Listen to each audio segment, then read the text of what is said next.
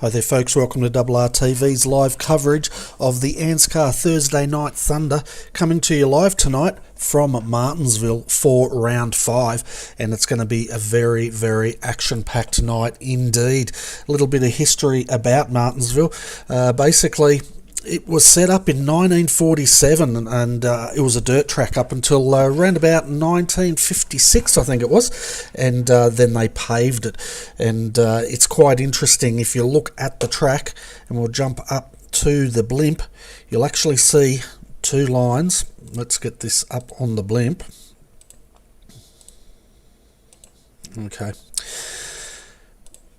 So basically, the inside of the corners is paved in concrete and gives them extra grip, and the outside not so much. So 12 degree banking, it's a short track and not a lot of passing. But before we get into any more information about this short track, let's introduce you to my co-host tonight, and that's Steve. So welcome, Steve, to the RRTV Combox tonight. It's going to be an interesting race, mate. I think we're going to see a lot of carnage.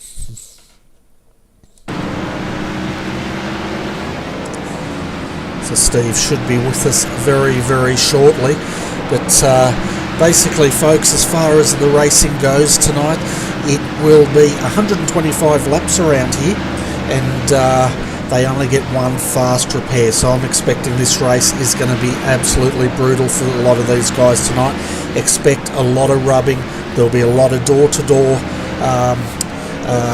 racing tonight, and the guys are going to have to be very patient, because as far as overtaking goes around this circuit, there's not going to be a lot.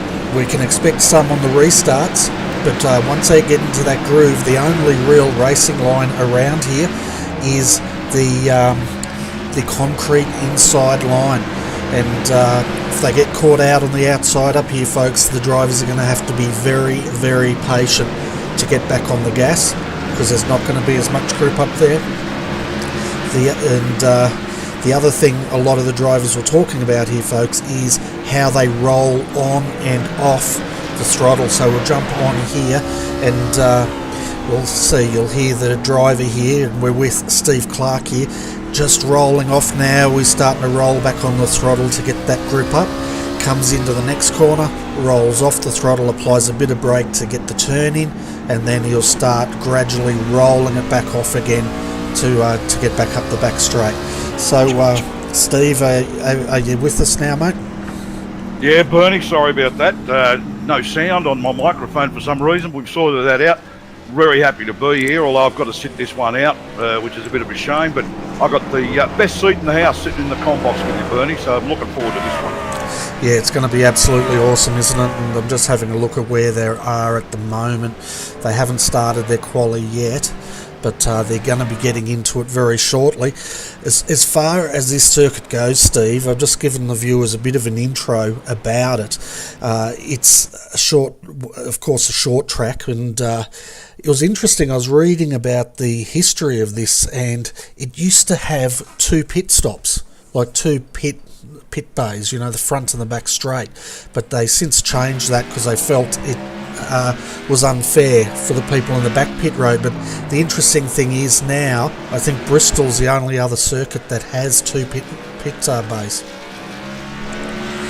Right, okay, I wasn't actually aware of that, Bernie, so you learn something every day, but it is a short track. It's only marginally longer than, I believe, Iowa, and I did a couple of exploratory laps here earlier, and I've got to tell you, a couple of those turns are very slippery.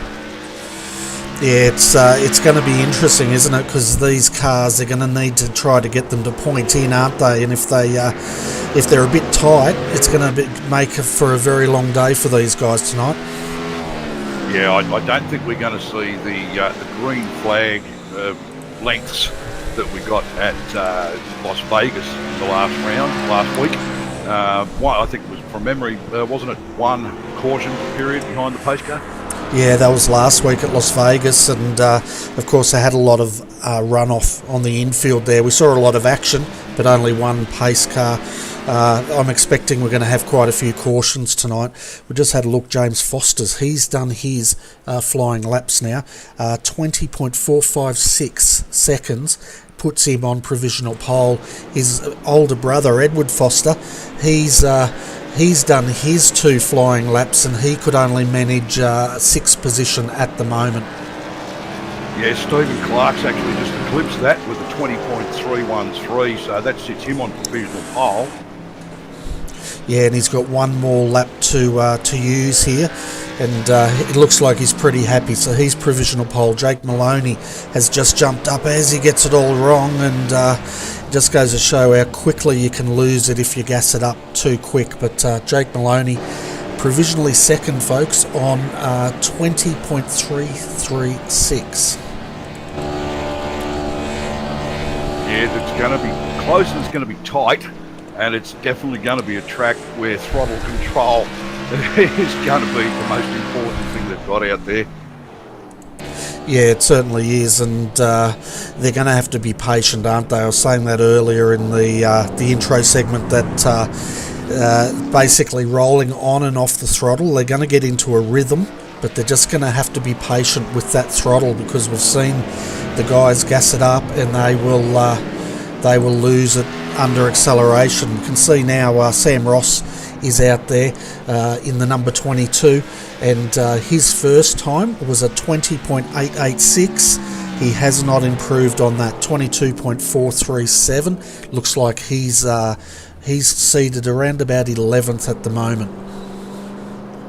Yeah, I'm seeing that at 11th. Yeah, what I'm also looking at is I'm surprised at the size of the gaps between them in the top 5 or so. There's only 100th of a second first to second, but then it starts to creep bigger and bigger as you go down. So I'm a little bit surprised at that, but I think it's probably more to do with the guys being careful to make sure their laps count. Yeah, well, they'd be putting in a banker lap and then trying to put in a fast lap after that, I'd say. But just saw Jake Blackhall out there. It's interesting, he's really using the brakes, because you can see the front of the nose of the car dip down. But he's only 5th fastest at the moment with a 20.566. And I'd say he's done his 2 flying laps. He's going for a 3rd. I'm not sure if it'll count. And 20.562, so provisionally 5th. Jason Martin, though, he has jumped to provisional pole last time with a 20.304, and he's still out there just testing the car. Yeah, just looking through some of the times there, Bernie, I'm a little bit surprised to see a couple of the guys a bit further down the list. They're not quite up the pointy end as I would have expected. Edward Foster all the way back in 11th now, and he's pushing as well. Sam Ross has now been pushed back to 14th after sitting a little further up. James Foster sitting on a 20.455 in 6th. So I've got a feeling it's going to be close, it's going to be tight once they get the race started, and it's going to be a case of who's got patience and who doesn't. Yeah, exactly right, and I think we're going to see this field of 26 cars thin quite dramatically over the course of these 125 laps, because I reckon they're going to chew through that one fast repair very quickly. You can just see now Roger Clark out there. He's best 9th. He's qualified at the moment with a 20.582. Well, that's not too bad. Unfortunately, it's a little bit off the pace right up the top 3 or so. But look, anything can happen. This is purely for starting position, and we've got a long way to go. Yeah, it's definitely going to be a long way to go. And I was speaking to Edward Foster before the race, and he was basically saying he expects the tyres to last about 30 to 40 laps around here before they go off. But he said, his words, there's going to be a lot of rubbing, there's going to be a lot of door handle action going on here, and the person, whoever they are that wins it, are going to know that they've put in one hell of a drive, and that was his words.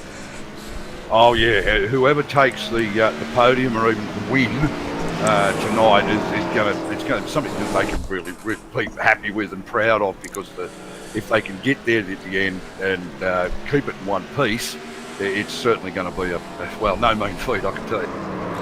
Yeah, exactly right. And we just saw Darren O'Brien out there. His first lap he did a 20.863, but he collected the wall on exit and dove straight back into the pits. So we may see him come out. Of course, 15 minutes quali. A lot of the guys have come out of the gate and run straight away, but there's a few others we're still waiting to see, as we now see Jason Fewens up into the wall there, and he's struggling a bit tonight. He's the best he can do is 22nd position, so he's going to have a lot of work ahead of him. Well, I was just noticing that myself, down in 22nd, Jason Fewens, but I'm interested in a couple of the guys sitting behind him there, Bernie. Dave Douglas, who's, I believe, a previous round winner.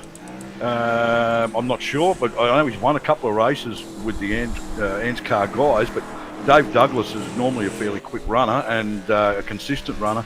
He's actually sitting down untimed at this point. Yeah, he's just starting his run now, and we've got the camera on him, and we'll see what he can do. And you're right, previous round winner, and I'm expecting him up the pointy end, but we'll see. The thing is, a short track racer, normally will be completely different to a long track racer, a good one. So we'll see what he's done. So 10 best so far, 10th. He's on his second flying lap now. 20.682 seconds was his. We'll see if we can improve on that. It looks like, though, Steve, most of the drivers don't improve on that second lap. No, it looks like they've banked the first lap, as you said earlier, just for safety, so that they've got the time there, and then they've just sort of pushed the limits a little bit to see what they can get away with, and with some of them that it's bitten them. So we'll see how it goes. Yeah, and we've got Darren Bond in the 117 out now, and he's just starting his flying lap, and we'll see what he can do. His first lap was a 20.886, seeded 19th at the moment, and we'll see if he can improve on that and break this trend as he comes across now.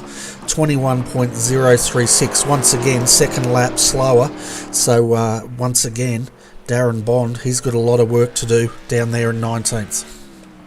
Yeah, it's not a good spot to be on a short track. If you're confident in the car and the way it's driving and the way you're handling it, a longer track, you can probably come back from there, but he's going to have to rely on caution periods, I think, to try and make up some space. But who knows, he could end up picking up 10 spots and he could end up staying where he is. We'll have to wait and see.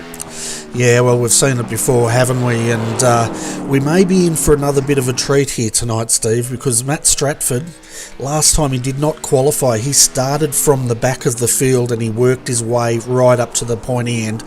Once again tonight, he's not out there qualifying. And Jason Ress also has not come out onto to the track yet.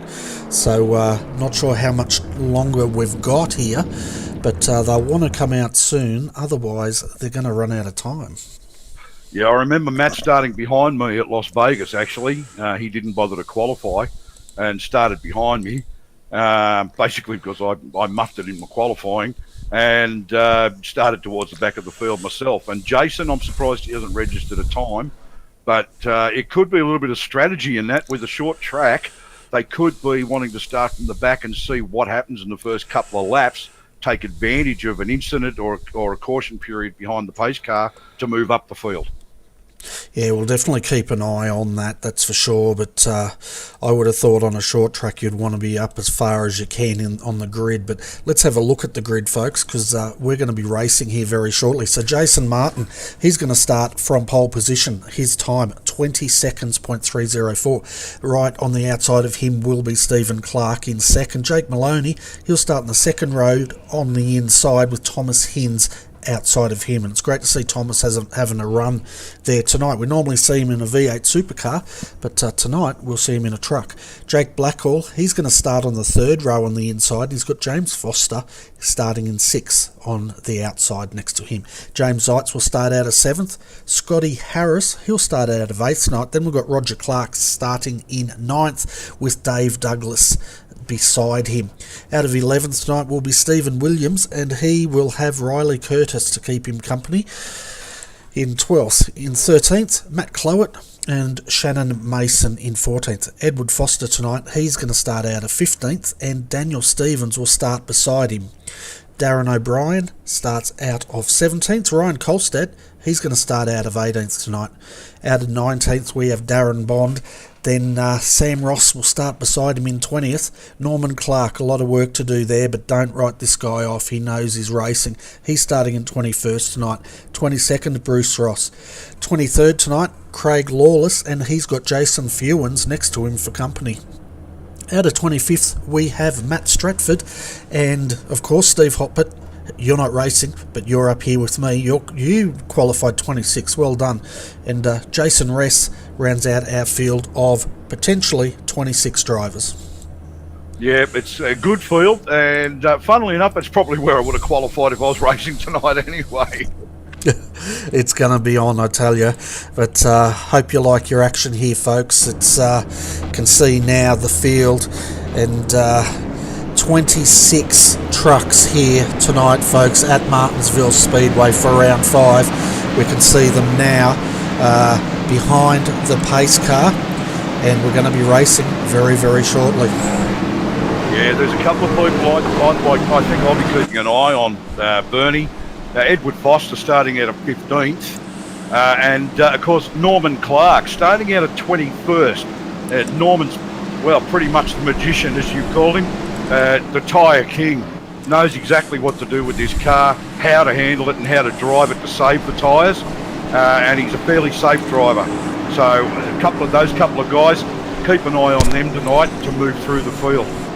Yeah, and I'm expecting to see Norman come through. As you said, you know, we dubbed him the magician last time because of the way he went over half that race with that on one set of tyres, and was very competitive, and we'll see how he goes tonight here.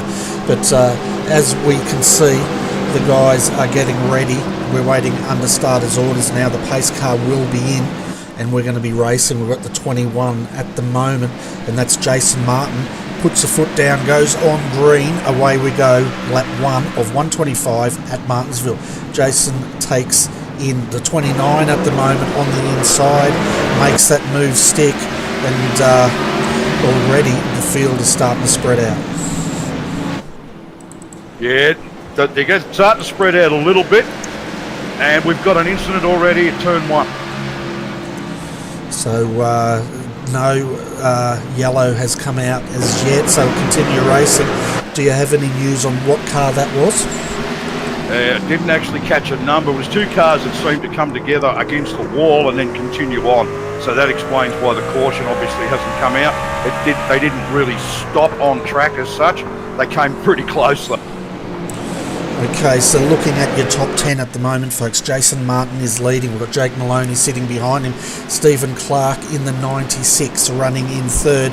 Jake Blackhall putting the pressure on now in 4th. 5th position is Thomas Hinds. He's getting dropped a little bit, but we'll see how he goes as this race continues. James Zeitz sitting in 6th.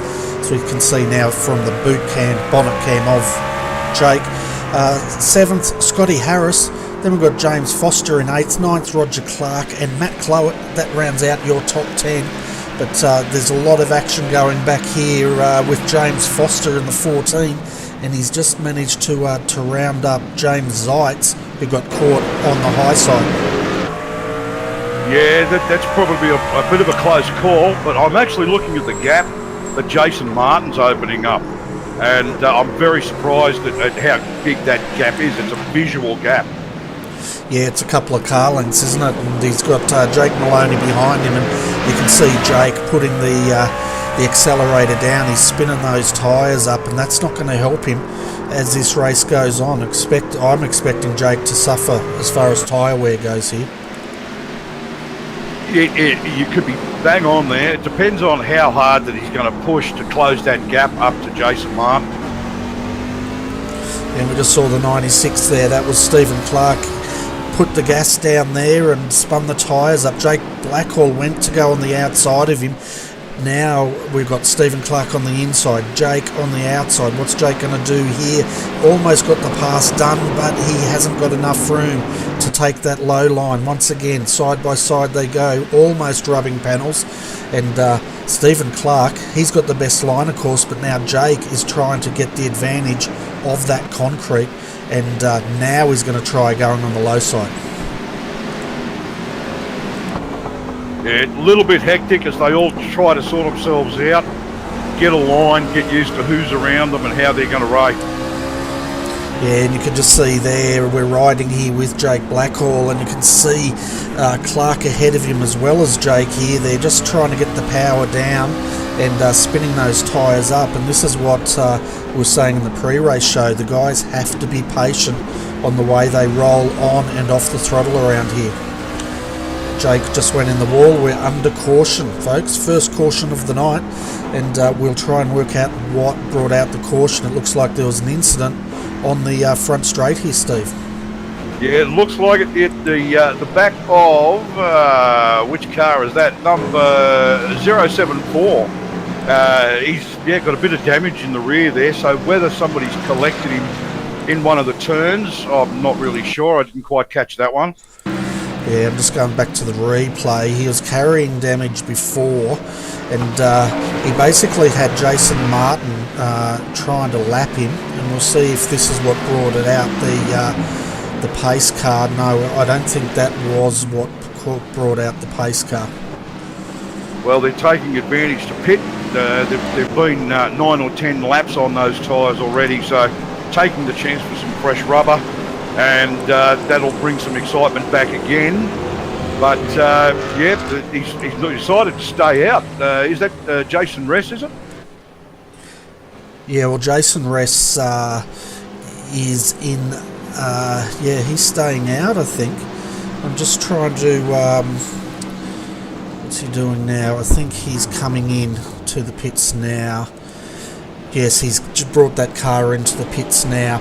But I think what brought out the pace car, as we see now, the 55-22 racing to the line there. But I think what brought out that pace car was the 088. And we'll go back and see if we can pick up this. But I have a feeling he's looped it. Yeah, I noticed there's a few guys that didn't actually pit. I think Craig Lawless has stayed out in the Cat car, number 444. I'm just having a look at this. Oh, yeah, he did loop it, and I tell you what, just about kept it off the inside wall there. But Ryan Kolstad, folks, brings out our first caution for the night.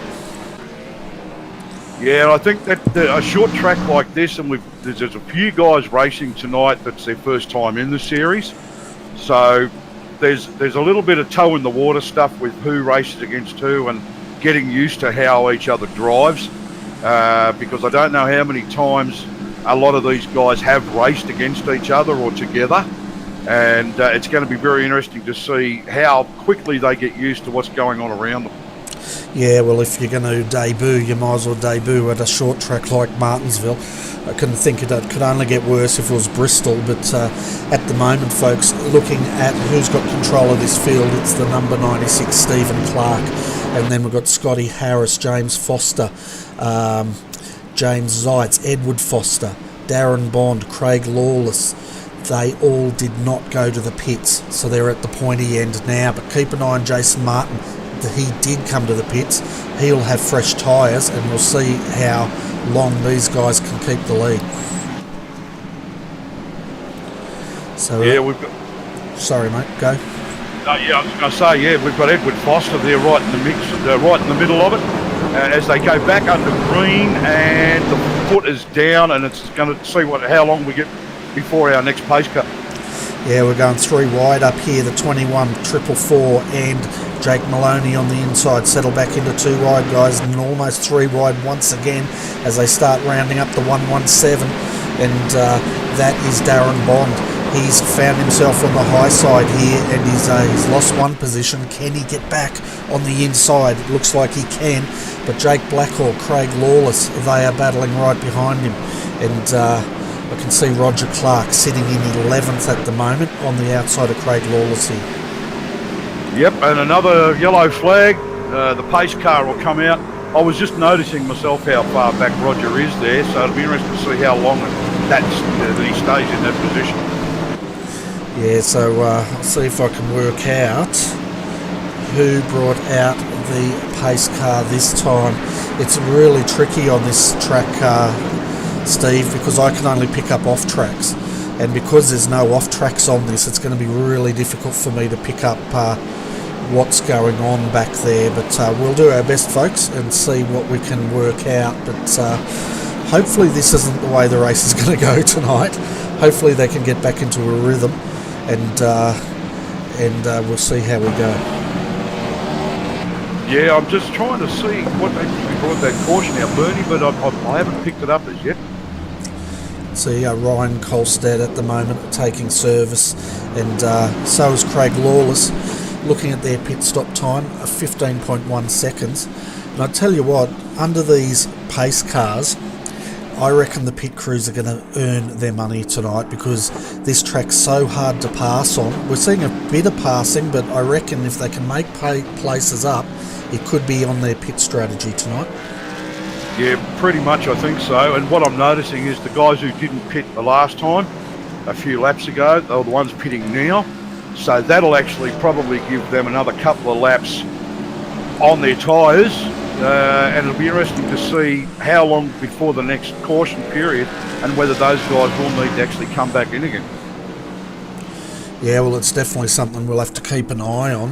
I'm having a look down here. Norman Clark, he was a lap down. He's just had the wave by, so he's back on the lead lap. The other car, Jason Fewens, he's waiting to get a wave by now, and I don't think he's going to get it in the 67, but he's down 2 laps already and struggling out there. But looking at how we're going under the pace car here, Stephen Clark stayed out, Edward Foster stayed out in the RTV truck, and they will start 1 and 2. Jake Maloney, he has pitted, he's starting in 3rd, so he's had a good restart. Expect him to get to the pointy end very quickly. James Zeitz in the 19. He's going to start out of 4th. He also hasn't pitted here, Steve. And rounding out our top 5 is Jason Martin once again. And of course, Jason's coming into this, isn't he? After 2 back-to-back victories. The only other person that's won is Jake Blackhall, who had the first 2 back-to-back victories. That's exactly right. The first 2 rounds went to Jake, and then 3 and 4 went, of course, to Jason. So it's a neck-and-neck battle at the front of the field there. But, of course, there's a couple of dark horses sitting in the top 5, and all they need to do is just finish consistently at the front, get a couple of podiums. Yeah, and here we go once again, folks, under green. Steve Clark balked a little bit there and backed the field up a bit, but that's his prerogative. But check out Jake Maloney trying to get a nose on the inside of Stephen Clark. It doesn't work. Stephen's got a great run. And Jason Martin already up to 3rd, tucking in. Jake Blackhall, great move there. Edward Foster, he's found himself going back about 3 positions as he's getting swamped now. And Jake Blackhall's through. Now here comes Thomas Hines. Thomas on the inside takes that position from Edward Foster. I have a feeling Edward might be regretting not taking tyres here.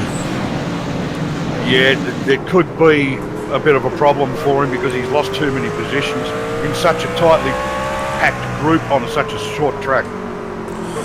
Yeah, and we're up here riding with Jason Martin, and we've got Jake Blackhall behind him. They're starting to get a bit of a gap. Thomas Hines doing a great job in 5th though. But here we go. What's Jake Maloney going to do? Is he going to have a look at Stephen Clark? Stephen hasn't pitted yet, but his tyres look a lot better, and we're under caution once again here at Martinsville. Yeah, that didn't take very long. Somebody sneezed and out came the pace car. Yeah, it was Matt Clowett was involved in this. We'll come back and have a look. He was on the outside, and see exactly what's happened here.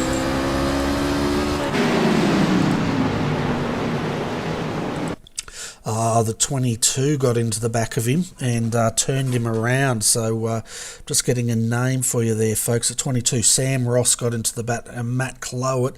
The 66 also was turned into the wall and ran into the side of Matt Clowett, and the 66 is Daniel Stevens. So there you go.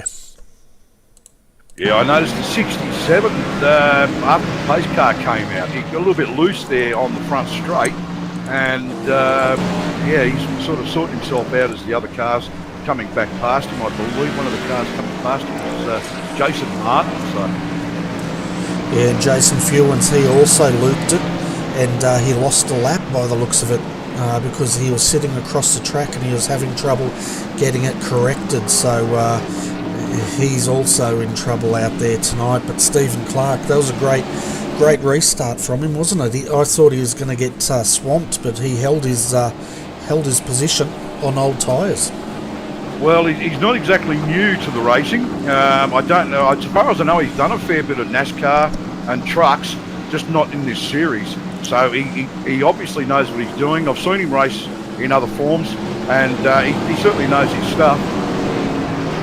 Yeah, he's definitely showing it out there tonight. He's definitely doing a great job. And we'll give a shout out also to Riley Curtis. He's running a new livery tonight in his Riley Curtis Designs truck, and he said it had a little bit of blue on it, a little bit of yellow, and he's right, it does. But it doesn't look too bad. I actually noticed that in the practice. I thought that looks a bit different. So used to seeing the scheme that he's run for the last few weeks, but he's obviously done an update, and it actually does look pretty good, yeah.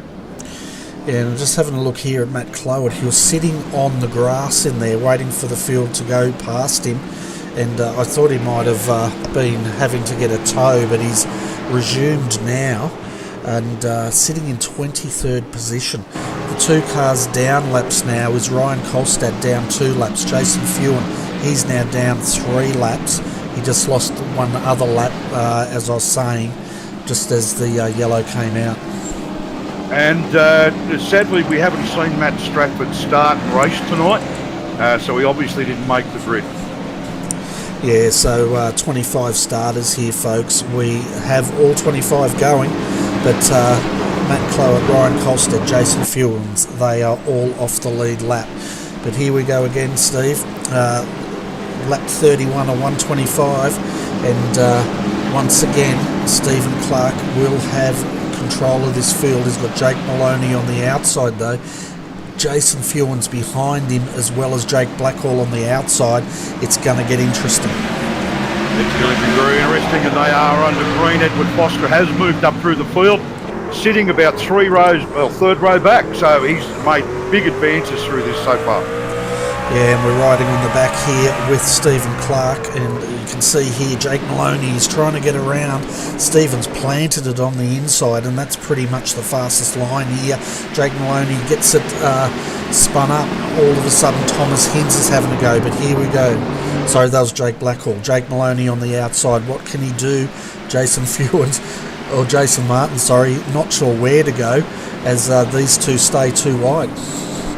Yeah, you got Stephen the Sandman Clark on the outside of the track there, and Jake Maloney on his inside in 96, and we've got Jason Martin and Jake Blackhall keeping them honest, with 52 I think is Thomas Hinds coming up, a little bit of a gap back to him in 5th place. Yeah, and it's definitely closing up here, but as you said, Stephen Clark doing an absolutely awesome job out the front here. Looking further back in 7th, we've got Roger Clark now. Oh, and he's slid up and 3 wide now on the inside of Roger. We've got James Zeitz and Riley Curtis, or Shannon Mason, I think, is trying to effect that pass, but Roger's hanging on the outside, and we've got the 19 almost around, and that could have been another caution. It came close, but thankfully it wasn't, so we're still under green, and the guys are racing. They seem to have their lines sorted out at the front of the field, and Edward Foster still sitting there in 6th place, following through on Thomas Hinds, who's got his eyes all over Jake Blackhall. Yeah, Thomas is doing a great job, isn't he? But at the moment we're looking at the back of Jake Maloney as Jason Martin is nose to tail with him there. He's trying to get on the inside. There's just no room.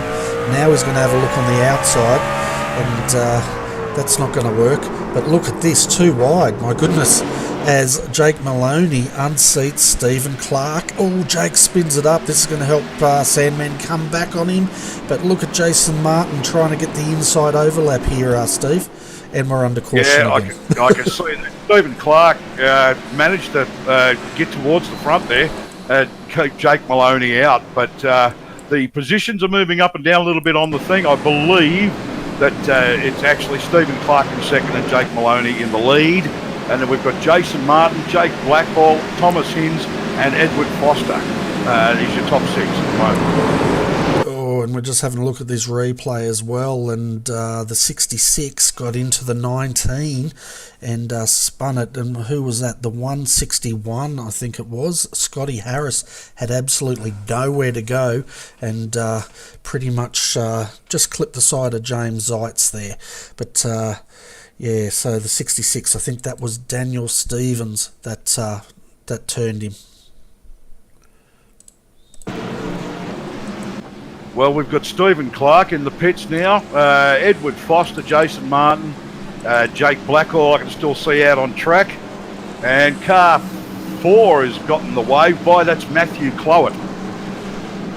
Okay, and interesting here, Edward Foster sitting in third, but he still has not pitted, so I'm not sure what strategy Edward's using tonight, but he's the only car now that has not come in. Yeah, I think he's borrowed a page out of the Norman Clark playbook. Yeah, I'd say so, but even the Magician hasn't stayed out. He's brought that car in twice, and yeah, in 23rd at the moment. Yeah, I'm very surprised that Edward hasn't pitted, if that's the case. I don't recall seeing him go into the pits. But at a track like this, the tyre wear must be fairly high. So, but if Edward's confident that the car's got the grip and he can stay out, then that perhaps that'll play into his hands later on. Yeah, it's interesting because when I spoke to him, he felt that the tyres would go for about 20 to 30 laps before they went off. We're up to lap 42 now, so obviously he's happy with his tyres, otherwise he would have dived in. But yeah, Edward Foster, the only car that has not pitted. But looking at your top 10, folks, as they stand now, we've got Jason Martin. He will have control of this field. Jake Blackall second, Edward Foster third. Fourth is his younger brother, James Foster. And then we have Daniel Stevens fifth, Sam Ross sixth, Dave Douglas. We said earlier, didn't we, Steve, to keep an eye on him. He's up to seventh. Darren O'Brien 8th, Craig Lawless 9th, and Steve Williams rounds out our top 10. And backing out those, we've got Scotty Harrison 11th, Jake Maloney back to 12th, I believe, after a pit stop, Stephen Clark and Thomas Hinz after pit stops in 12th and 13th, Shannon Mason, who's putting in a good drive tonight, holding up at around 15th, Riley Curtis 16th, Bruce Ross 17th, Roger Clark still back in 18th, but we've got a long way to go, and Darren Bond 19th, James Zeitz 20th, and we're back under green, Bernie. Yeah, there was contact further in the field there as a car got into the side of another one even before they got to the start-finish line, but they've sorted it out. But Jason Martin has bolted, Jake Blackall right behind him. Once again, it comes down to these two at the moment battling. Edward Foster, great job hanging on, but of course he wants to beat his younger brother, James Foster, who's starting to put the pressure on. Yeah, I'm just looking at James behind him there, and he had a big lunge, a big spurt of speed, and then pulled it back a little bit. He's keeping about one truck length between himself and Edward in front, and it's going to be interesting. I've got a feeling that the minute James spots a chance, he's going to put the move on. Oh yeah, definitely. He's got good incentive there. He wants to beat his brother. But you can see now Dave Douglas back here. He's having a great battle with Sandman. Sandman on the inside. He's got Jake Maloney coming through with him. And they've both got past Dave Douglas, who's got caught on the high side here. Now we've got Sam Ross. He's also caught on the high side. Oh no, he's on the low side, sorry. And Darren O'Brien. Oh, there's contact, and the 55 almost went around. But he managed to gather it up, and that's Shannon Mason. Yeah, Shannon back in 11th position now. He's picked up a few spots since they went green. Yeah, and the other one, Thomas Hinds, is also on the move up, but at the moment Dave Douglas in 8th. He's a bit of the cork in the bottle here. He's got the 77 Darren O'Brien on the low side, Sam Ross, and now we can also see Shannon Mason in the 55 making a move on Sam Ross. Looks like he's going to make it stick, and or is it? Oh, big contact. Who was that? Sandman.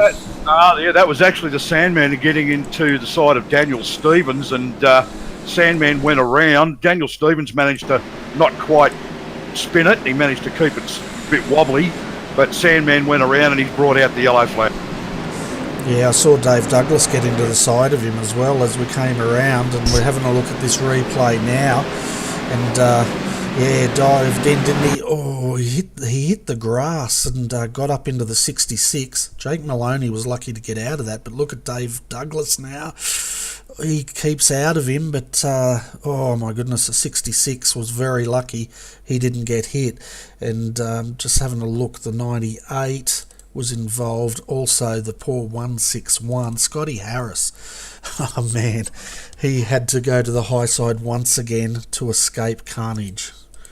Yeah, well, Daniel Stevens is now pitted after that incident. It's under caution, so whether he'll actually repair any damage, I don't know how much there was. I think it wasn't really a heavy contact, but yeah, Stephen Clark definitely got a bit out of shape. I don't think there'll be a lot of damage, so I wouldn't expect to see Daniel Stevens stay in the pits for very long. He'll grab tyres, he'll grab fuel, and he'll be back out there to battle it again. Yeah, and he's coming out now. We can just see the race to the end of pit road. He just came out behind Matt Clowett and Craig Lawless. So Daniel will be taking up 21st position, just ahead of the pace car. And that's the thing with this track, isn't it, Steve? It's a short track, of course, but it's so short that if these guys have to do any repairs, they're going to fall a lap. That's bang on, actually, and it's happened to me and it's happened to everybody else. Short tracks, if you get heavy damage, then you could drop 2, 3, 4 laps. That's what I mean. Thankfully, there was no heavy damage on Daniel Stevens' car from what I could see from the impact. So hopefully that wouldn't have cost him very much time. And he's still got plenty of laps left to make up any spots if need be.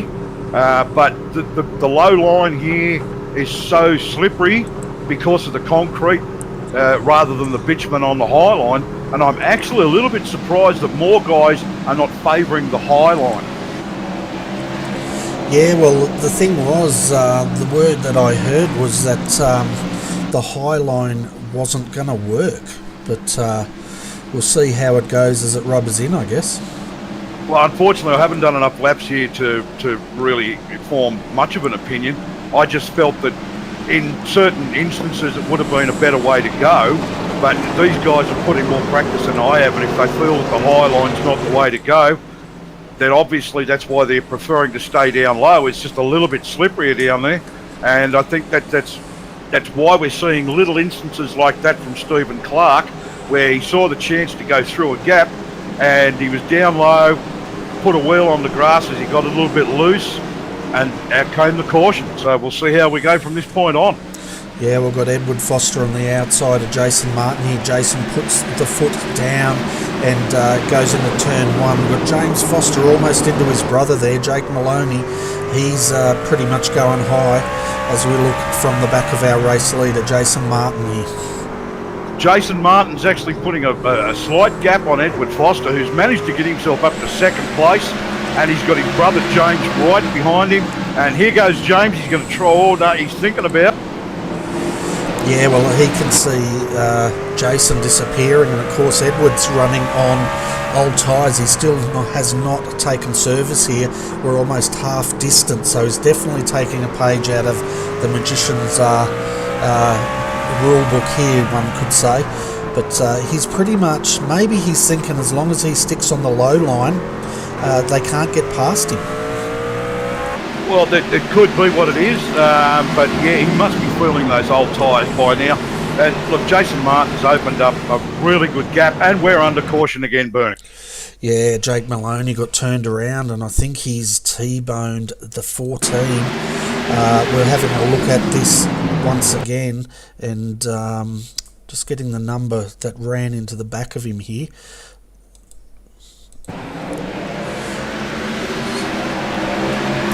So we're just having a look at this, folks, and we'll pick up the action.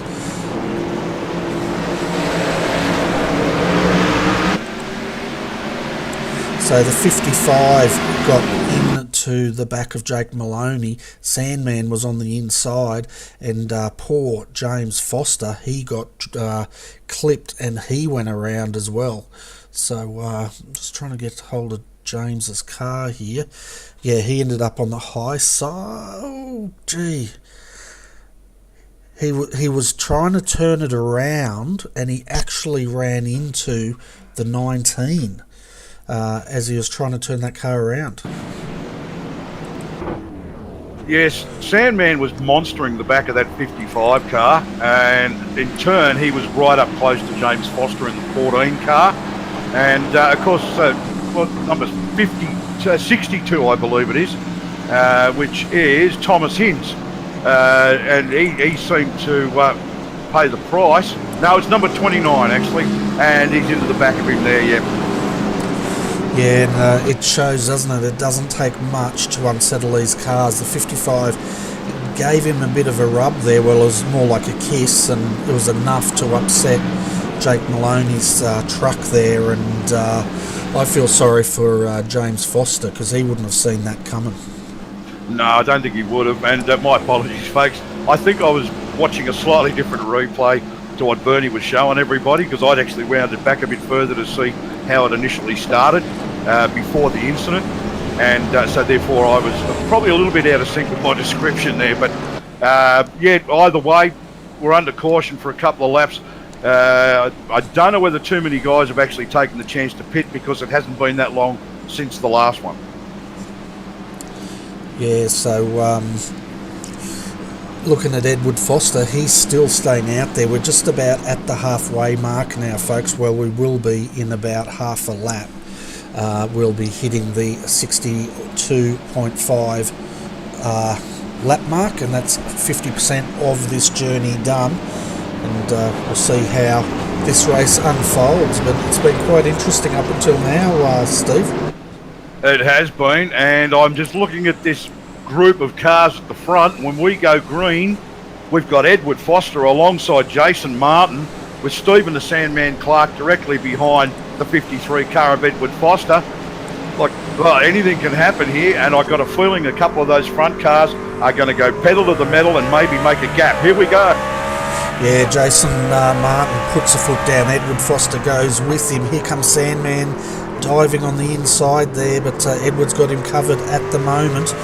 And let's have a look further back. Jake Blackhall also getting into the back of the 55, which is going backwards through the field. And the number, who was that? We're going to go yellow once again. I saw a car just off screen. Didn't quite catch that one myself. I saw something happen in the backfield a little bit, but didn't catch who it was. Bernie, sorry.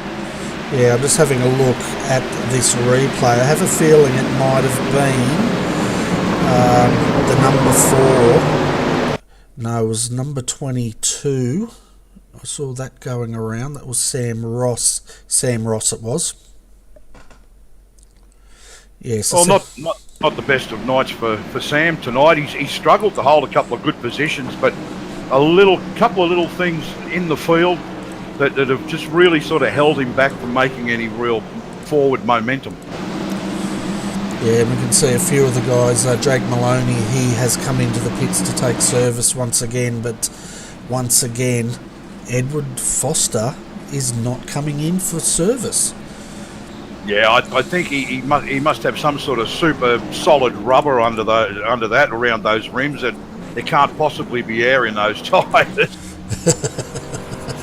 Might be a bit of air in his head, but then again, he might come out as something no one else has tried and then snatch victory from here. But we'll have to wait and see.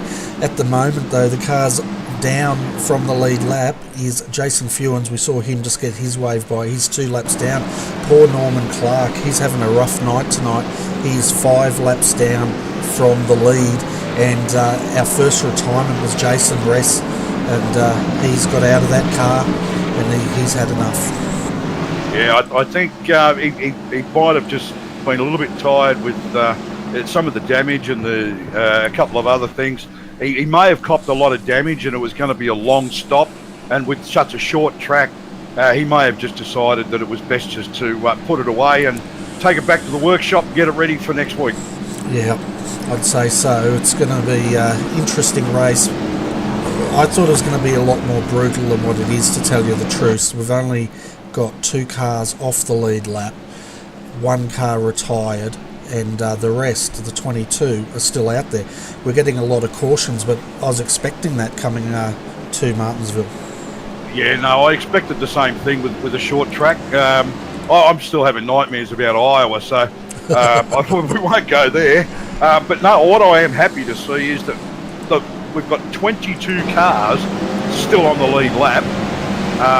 It's just fantastic at this point of the race on a short track. Yeah, it certainly is, and we're having a look from the grandstand cam here, and you can see just how short and tight this track is. And I tell you what, the top of this grandstand, the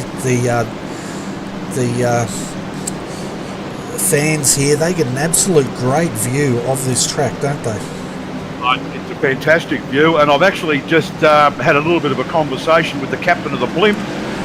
And as we go green, I'm viewing it from above the cars, and there goes Jason Martin, Edward Foster, and Stephen the Sandman Clark. Thomas Hins up to 4th, and he was making a big dash. He'll probably catch them towards the end of this straight, Bernie. Yeah, you can see Sandman now on the inside of Edward here, trying to make that move, and he does. You can just see how much drive he's got compared to Edward, who's on old tyres, and here comes Thomas Hins. He's defending from Jake Blackhall though, and one of the cars started to spin up the tyres, but that's pretty much situation normal around here, isn't it? It can be, yeah. What really stops a lot of the caution periods at a track like this is whether you can catch it in time. Yeah. We'll have a look at this telemetry, folks. They're pretty much sitting in 4th gear around here, Steve, and just once again you can hear Edward rolling off the throttle mid-corner. He'll start rolling on now, and by now he'll have it flat out. Well, with Jason Martin still leading, he's got a pretty decent gap back to Stephen Clark, who's managed to get past Edward Foster. And there's James Foster, who's on the inside line. And he's got Edward just coming up alongside him now, who's sitting in 3rd. Yeah, and Edward's not going to like that much, because while he's on the high line, he's vulnerable now to Hins, who's having a look on the inside. He's covering him. It's interesting, Edward's now going for a middle line here, and that seems to be working better than the low line at the moment. And you can see the 66 now going down a lap as Edward tries to get past him. Well, there he is. I've got James Foster listed as being in 19th, so he's actually out of order from where he is in his track position. Yeah, he's 2 laps down at the moment. Yeah, he's obviously had a reason to have a longer pit stop, or a pit stop under green, and that's obviously cost him here in such a short track. And he's trying to make his way up through the field, but it's a tough battle.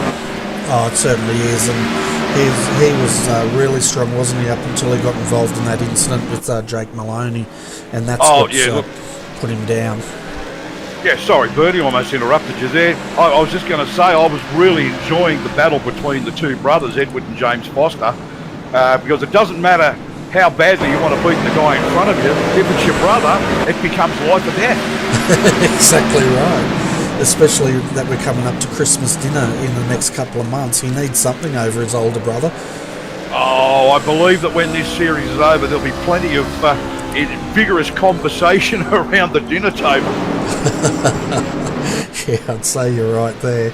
At the moment, though, Edward Foster's starting to go backwards. He's down to 5th now, but look at Jason Martin. He has done a runner, and He's 1.6 seconds ahead of Sandman here. James Foster, though, he's on the inside of Sandman, and he's decided he's got more pace, and he's just overtaken Sandman and sitting in front of him. Now he's trying to get out there to get a lap back. Yeah, James obviously fighting hard to get that lap back, but he's got Jason Martin to catch and pass, and then if he can do that, then obviously he's going to be able to make his way around and get that get at least a lap back. Stephen Clark, obviously informed by his spotter that James Foster was out of position and a lap down, so he didn't put up too much of a fight, knowing that he wasn't racing for position. And Jake Blackhall coming up on the back of Stephen Clark now, so there's a couple of good battles forming here. Thomas Hinge is still within view of the back of Jake Blackhall. Yeah, I'm really impressed with Thomas's drive tonight. He's having an awesome drive here, and yeah, he's doing well. He's dropping off a bit, but I was going to say, you know, that's the thing that a lot of road racing drivers would have to get used to in NASCAR or Speedway driving is if you're a lap down here, you know, you're going to try and get that lap back. Normally in road racing, the guys sort of say, well, stay out of our way, we're coming through, you're off the lead lap, but it's not the case in NASCAR, as we see now. Jake Blackhall doing a great move there, and Sandman moving up to second. He's now going to try and chase down Jason Martin, and once again, Steve, we're back to this Martin and Blackhall battle, and it's playing out once again at Martinsville. Yeah, Jake Blackhall a little bit loose in the rear end coming through that last turn, and Stephen Clark got very close to the back of him. Obviously Jake lost a little bit of momentum, but he's picked it up again, and he's got a 2 or 3 truck length gap on Stephen Clark, who's closed it up again. That's going to continue to happen, yo-yoing back and forward with that gap. Jack Blackhall's obviously got the pace because he keeps putting the gap on Stephen Clark. Yeah, and he's now in heavy traffic here as they start lapping the 55, and that's Shannon Mason going down a lap ahead of them. Then is we've got, we don't have Lawless, just trying to work out where they are on track. It's getting a bit mixed up out there, but let's jump back to 8s, because Roger Clark's down here, and he's having a battle with Matt Cloat at the moment, or Matt Cloat, I think we pronounce his name, for 7th and 8th position. Yeah, we're starting to see now. We were lucky to have the 22 cars on the same lap, on the lead lap, but that's certainly starting to change now. There's another car. The 67 has gone down a lap as Jake Blackhall and Stephen Clark have both put a lap on. Yeah, and they're starting to spread out up front here now, aren't they? And you can see James Foster. He's almost caught up to the back of Jason Martin. So James has got pace, hasn't he? And yeah, no, sorry, I was definitely going to agree with you there. He's definitely got some pace. I didn't think he would actually catch Jason Martin that quickly. Thomas Hinge has now also put a lap on that car further down the field, and he's setting off after Sandman Clark.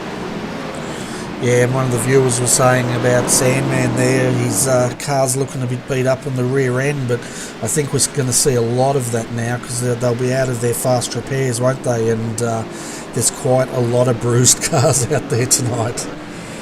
Yeah, I was actually noticing that. It's good of that viewer to mention that, because I was actually looking at that, but I think he's actually had that damage for a couple of pace car periods now. And I'm not sure when he actually picked it up, but I've been noticing that. I think it's been there for a little while. It won't be helping with the way the car handles, obviously. So it's just going to be good to see if he can just maintain the line, which he's doing at the moment. And surprisingly, he's maintaining a pretty decent gap over Thomas Hinge. Yeah, and the tyres are now starting to go off in all these cars, so as Sandman just clips the wall on exit there, and it was just a bit of a kiss, but he got away with it. But it's interesting with James Foster here, because if he can round up Jason Martin and get this lap back, he's going to be down 1 lap, okay? But then if a pace car comes out, you know, or a couple of pace cars in the next 35 laps, he could be back on the lead lap, and then it could get interesting. It'll be very interesting, and to be perfectly honest, I think what we may find, looking at the way that some of these cars, they seem to be starting to struggle a little bit for rear-end grip. So I'm thinking that the next pace car period, you're going to get most of the field and probably all of the front runners pitting to get fresh tyres, and James Foster will be in the box seat because he's actually got pace, he's obviously got good tyres, and he won't need to pit next time around. Yeah, well, exactly right. So I wouldn't discount him yet, because if the pace cars fall his way, he's definitely shown he's got the pace, and if he can get back up the front, I think he's going to be someone to contend with. So no doubt Jason Martin would probably know this, and he'll probably want to keep James behind him. Yeah, I think Jason will be fairly aware of that, as James Foster's just put a lap on Craig Lawless and continues to pursue and run down Jason Martin to get that lap back. Oh, it's an impressive drive by James, that's for sure, and he's got Jake Blackhall behind him, and Jake's not closing up on him. And then Thomas Hinds now, he's been dropped off the back of Sandman, running in third. We'll just go down and see if we've got any other battles here. We've got Bruce Ross in the 8. He's battling with the 77. I noticed with Bruce Ross's car, it's actually starting to get loose, as what you were saying probably 2 laps ago. Yeah, the 67 car, I'm not sure who that is. Oh, it's Jason Fewens. He's actually going out at the moment with Shannon, side by side with him with Shannon Mason, but they're actually a few spots apart. I don't know whether they're actually racing for position, because Shannon Mason's a lap down and Jason Fewens is 3 laps down. So Jason's obviously trying to get the laps back in that 67 truck. Yeah, and that's exactly what he's doing. He's 3 laps down now, and it looks like we've had another couple of retirements here, folks. It looks like we've lost Jake Maloney, and he's parked his truck and walked away. Scotty Harris also has retired from this race. Well, that's a bit of a shame, but they obviously had their reasons. Once again, it comes down to, Jason Fewens sideways there, coming towards the end of that lap. Yeah, his car's his truck, sorry folks, is looking a bit loose, isn't it? And it's had more than hits than Elvis at the moment. Well, sadly for Jason, he's trying so hard to pull those laps back, but he's just being lapped again by Jason Martin, and they've both he and Shannon have James Foster to contend with, who's obviously got plenty of pay. Yeah, we can see, as you said, James Foster down there. Oh, James Foster's just been hit, I think, and has he gone around? I think he did it on his own. I think he just got loose on the low side, and but it looks like he might have regained it. Yeah, it's allowed. We're just having a look here. Jake Blackhall was behind him.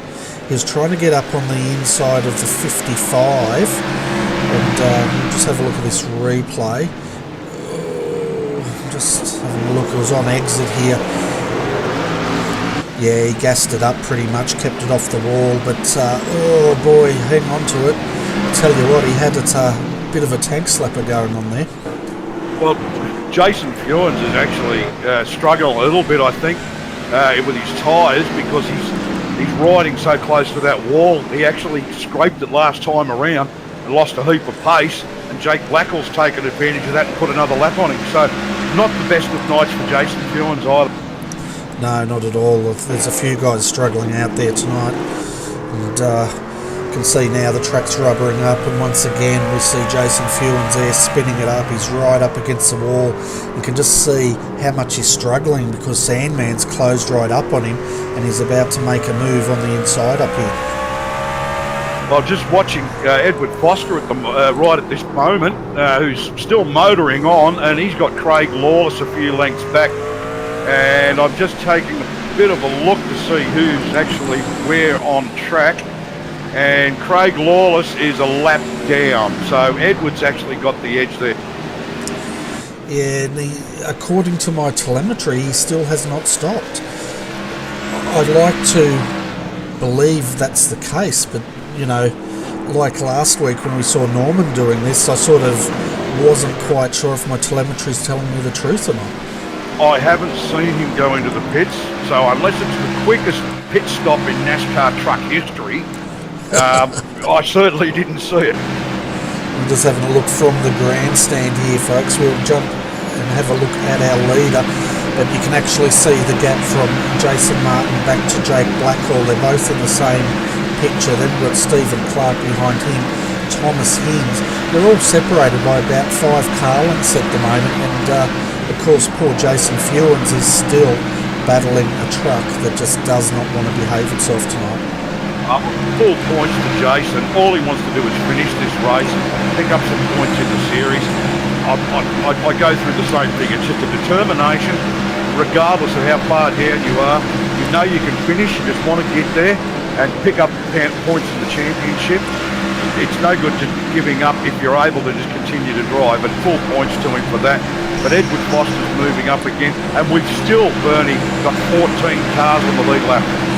Yeah, exactly right. And Ryan Colstead, he's the last person on that lead lap. And the other car, the number 1, is just about to put him down a lap. Look, the biggest surprise to me tonight would have to be Roger Clark, who on a lap 109 is still sitting in, 13th position, I think? Yeah, Roger's been sitting down in around that area all night, hasn't he? He hasn't been able to make way up further than, I think, 8th position. I haven't seen Roger involved in any incidents or collateral damage in somebody else's incident. So how he's managed to be down that far, I'm not quite sure. Still on the lead lap, obviously. But it's one of those tracks, unfortunately, that if your tyres are not working and somebody else's are, then obviously you're going to be back a little bit. And I'm thinking that perhaps that's what's actually happened to Roger tonight. He seems to be driving a good race, but Edward's actually coming through at the moment, passing Roger. And wow, what a race. Yeah, and Edward's still allegedly on original tyres, and I can't believe that would be the case. We've been running here, we've got 14 laps to go out of 125, and that trucker is still turning in and behaving itself. Bertie, I honestly think that we're not the only ones that are going to want to have a word to him after the race. The scrutineers are gathered around outside his garage already. Yeah, I wouldn't be at all surprised. I saw them all heading down that way, so it could be interesting to see what they find. I reckon if he pulls out the line that he's got 4 perfectly matched tyres, I think they'll just shake their head. Yeah, well, I think he's been waved away. I can see the clipboard waving towards the scrutineers by the team manager. Well, I don't want to talk to you now, we're busy running a race. So we'll sort it out afterwards. That's exactly right. And I saw the manager there put his headphones back on and stare straight at the track. He said something to Edward then, but I'm not sure what it was. I don't think it included ice cream. No, I don't think it included ice cream. I think that whatever it was obviously something to do with their rubber supplier.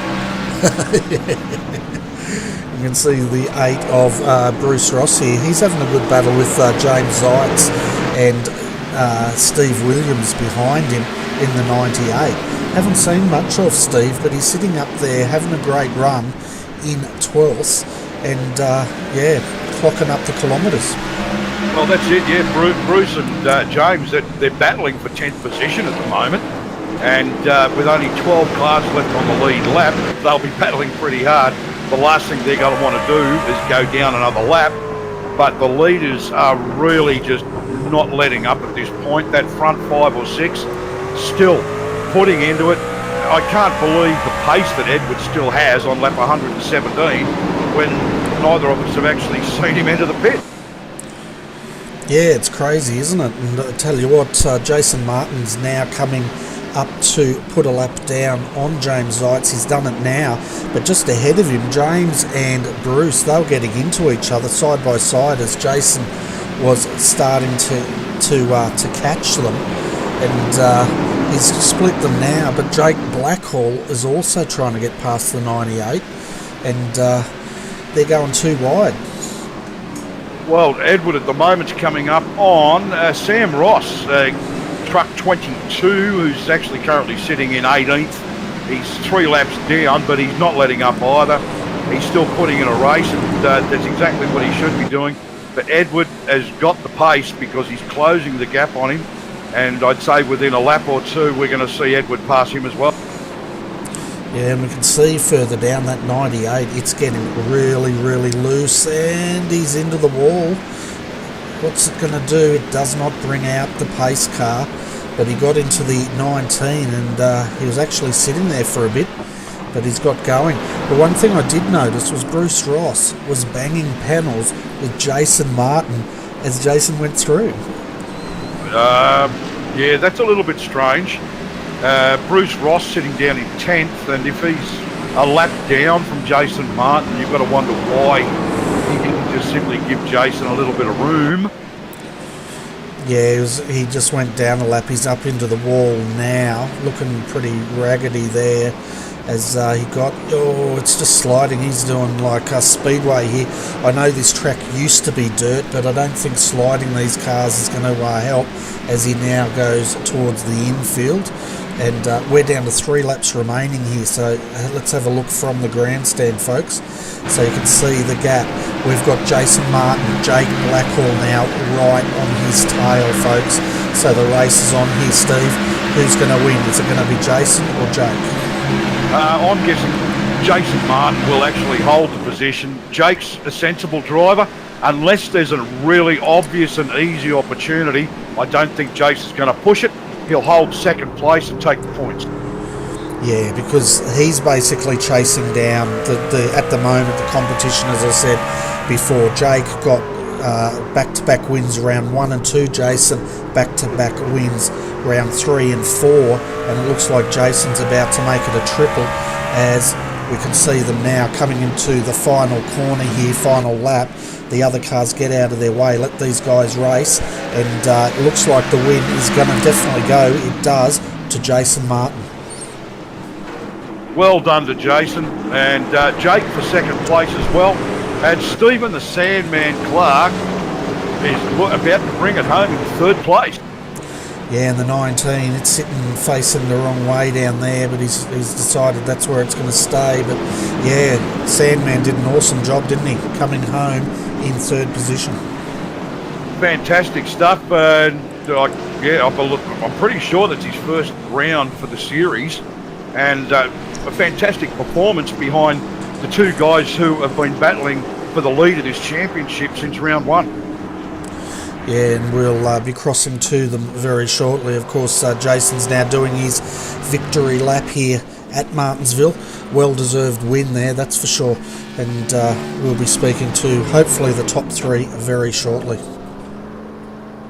That's going to be very interesting. Edward Foster still finished 5th place. Yeah, without a stop. And I've noticed as soon as he stopped, the clipboards came out and they're starting to inspect that car very, very closely. Yeah, I think as soon as it stopped, some of the air actually came out of the tyres and the truck was about an inch lower as well. Yeah, and we can see now as Jason brings his car down to park next to Stephen Clark at the end of pit road, and we'll be crossing to them now for our post-race interview. That's going to be fantastic. Can't wait to talk to them, but I really would like to send a shout out to Thomas Hinz, who also drove a fantastic race tonight and brought it home in 4th place. Yeah, fantastic. So we'll cross now to Jason Martin and our race winner here. And Jason, well done, mate. It was an awesome race there. You had Jake just coming on the back of you, but you held out to make it a triple. Not sure if Jason can hear us. Yeah, have you got to see Jason? Yeah, mate, I can hear you.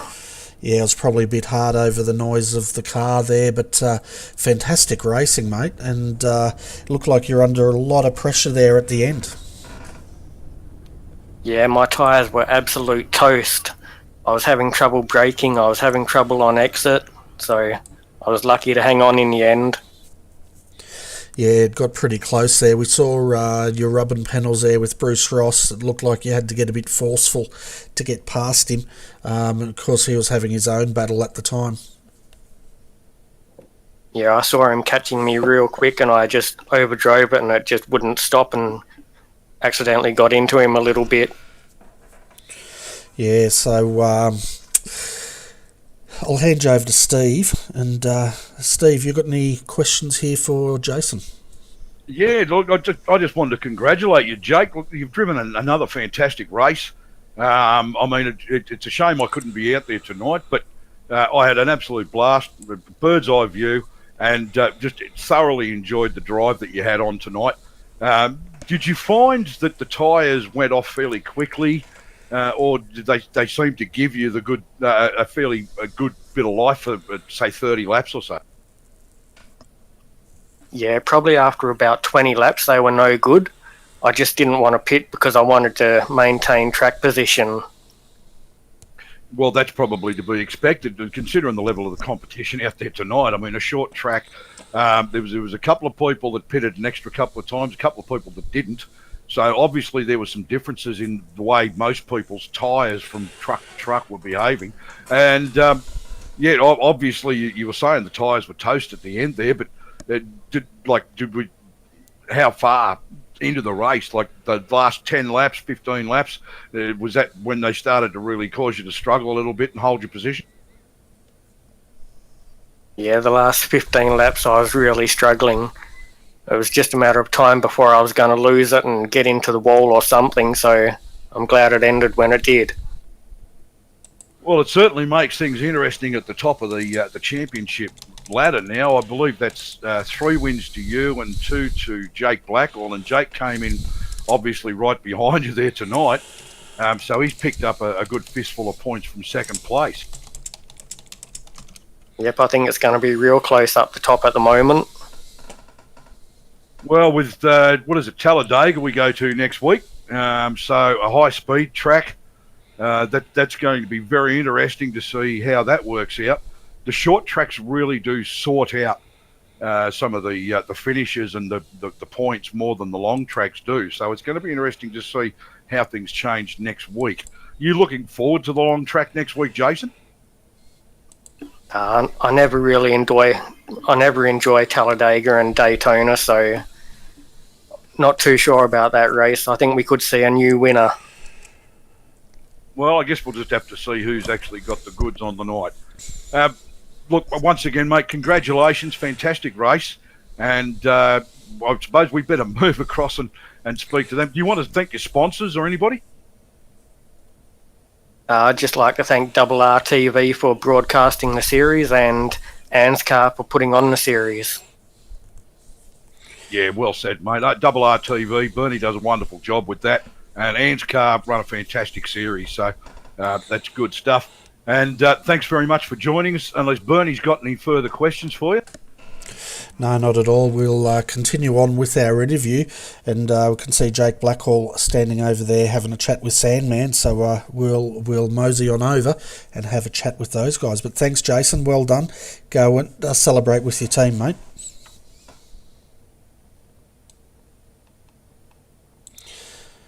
So looking across at Victory Lane here, we've got Stephen Sandman Clark. So we might pull him aside and have a quick chat with him. What do you reckon? Yep, we'll grab Sandman up here. I just want to get his impressions of how he felt that truck was feeling tonight and compared to what he other races last week or the week before. No worries, I'll bring him in and you can start the interview. I'll just throw you in the deep end. Just fix up his microphone there. He should be all good for you now, Steve. Sandman, how G'day, are you? Boys? Very well, mate. How are you? I'm not too shabby at all. I've just watched an incredibly good race at Martinsville and thoroughly enjoyed the drive from quite a few of you guys. Congratulations on third place and getting on the podium, mate. That was well done. Yeah, thanks, mate. I was pretty excited about jumping back in the truck for the ANZCAR series. I had a chance at having a steer, and I thought, well, we'll give it our best shot. But unfortunately, sort of had a little bit of damage halfway through that race, and I think third was the only bit of chocolates I was going to get for tonight. I could see Jake was all over me, so I decided to let him go. But tell you what, the way it was turning out at the start of the race, I expected a caution a little bit later on, and I figured I'd fix my damage then. But the boys went green and turned on a good show. Yeah, no, it was a great race. Fortunately, there weren't the number of cautions that I expected at a track like this. We did have a lot of green flag racing, and the damage to the back of your truck was actually noticeable enough that people were commenting on it on the live chat. Yes, she was fairly cactus. The rear had damage, and the front had the left front had massive damage. So that was more of my concern. I didn't actually know about the rear damage, to be honest.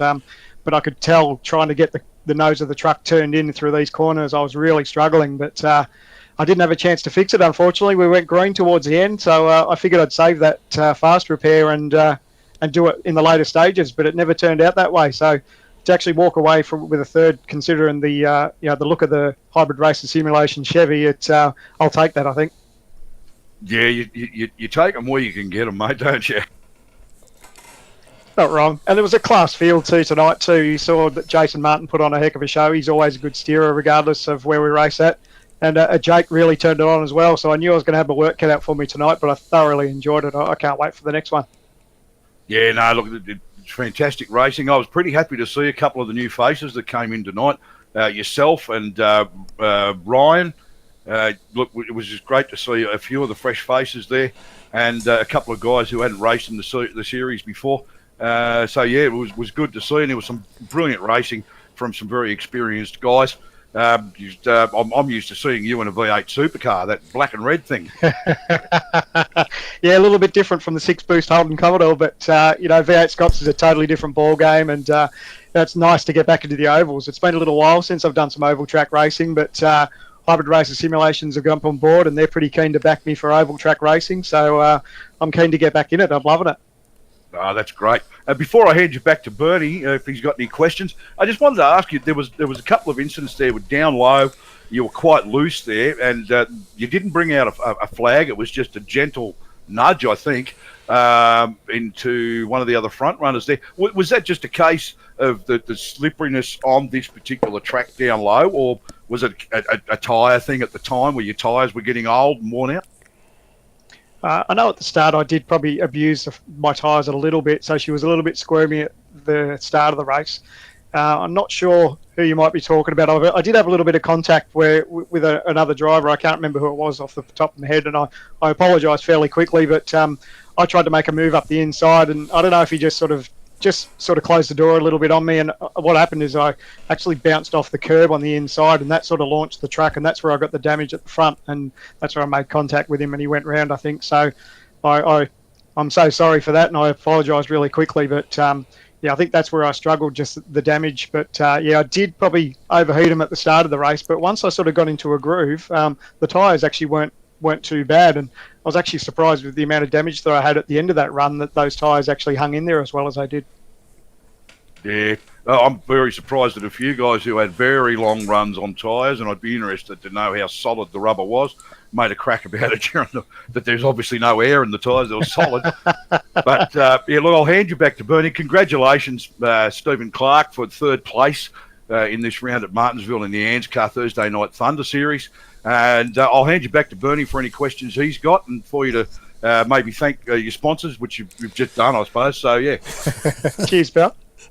I don't know why you're handing Sandman back to me. You've asked him all the questions I had, but a good interview anyway. But I guess the main question, I was going to ask you about your tyres, but you've pretty much answered that. The other question was the traffic around here. We had 27 trucks around here tonight. Were you surprised at how well that racing went? Mate, I was, and regardless of who's on the racetrack at the time, Martinsville is always a tough racetrack. You get traffic at places like this, and Bristol and Richmond and all the rest of it. But everyone did a really good job. I think everyone was just trying to find their feet in the early stages. I didn't obviously see much of the cautions and what happened and brought out yellows, but I'll tell you what, towards the end of that race, that green flag run, the guys were really understanding and given plenty of racing room, and I think that's why we went green towards the end, because everyone sort of respected each other towards the end, and there's some pretty good steerers up and down this field, so don't take that, anything away from the field, but it's typical Martinsville. We always get a little bit of carnage, we always get a bit of lap traffic, but that's why we keep coming back, because it's a challenge. If it was easy, everyone else would be doing it. Oh, exactly right. No, I was really impressed with the standard of driving. I was saying before we went on air with Steve, I was saying we're going to get a lot of cautions, but no, the standard of driving was absolutely excellent, and it took me a while to work out who you were, because I'm not used to seeing you in the trucks.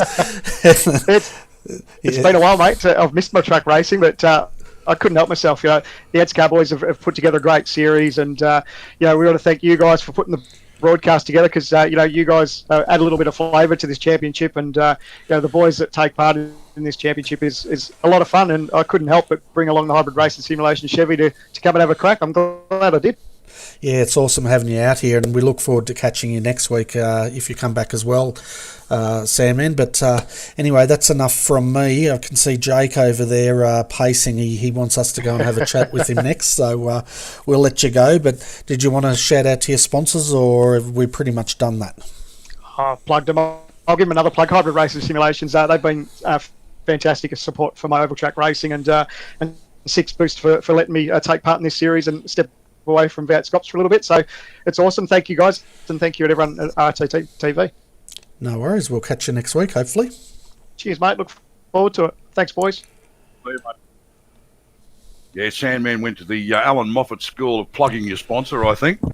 Yeah, it was good, isn't it? And that's the thing. When we interview these drivers, you can see the ones that have been rehearsing, and part of it is getting the sponsors out there, isn't it? And getting their airtime, basically. Oh, yeah, look, absolutely, Bernie. The actual sponsors, Brad at HRS, Logitech, all these other companies who actually sponsor cars and teams in iRacing, they deserve the plug, because they've gone out there and they've made the deals, and they're supporting these race teams, and there's nothing wrong with giving them a plug as often as possible. Yeah, exactly right. But speaking of our next drivers, we'll walk across here, folks, and have a quick chat with Jake Blackhall. He's over here standing next to his beautiful truck. We can't show it to you because the cameraman, he's decided he's going to go and have some dinner or something. But anyway, let's have a chat with Jake Blackhall. Hi, Jake. Welcome to the Combox, mate. Great driving. You were closing in there on Jason Martin, but you just didn't have enough tonight. Oh, hang on. Let's bring him up. Try again.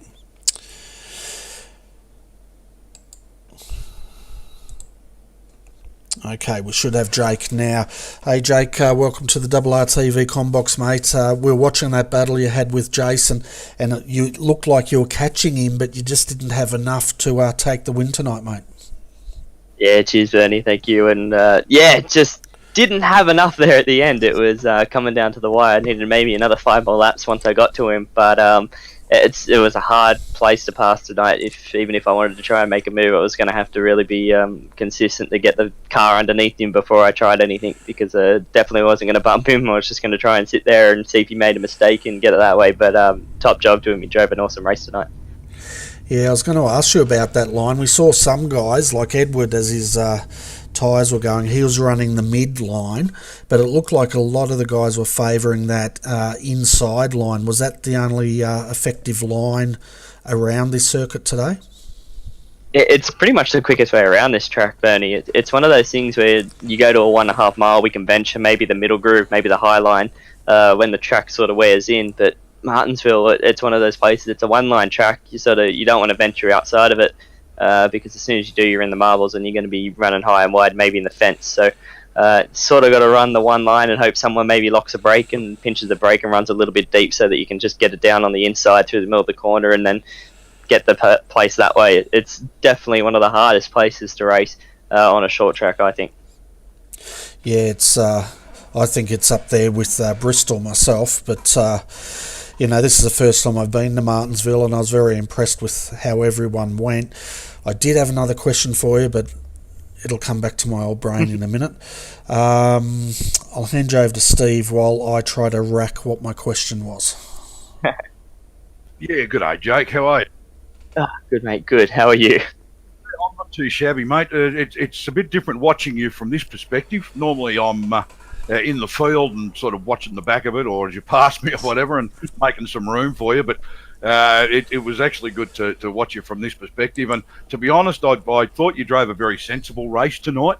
There were obviously instances there where discretion was the better part of valour, and it seemed like you were sort of not trying to push it too hard. A couple of times there I noticed the rear would get out a little bit on you, so you had a little bit of issue with tyres tonight, did you? Yeah, it's sort of in that middle to end part of the runs, and especially on that last run, the long green flag run there.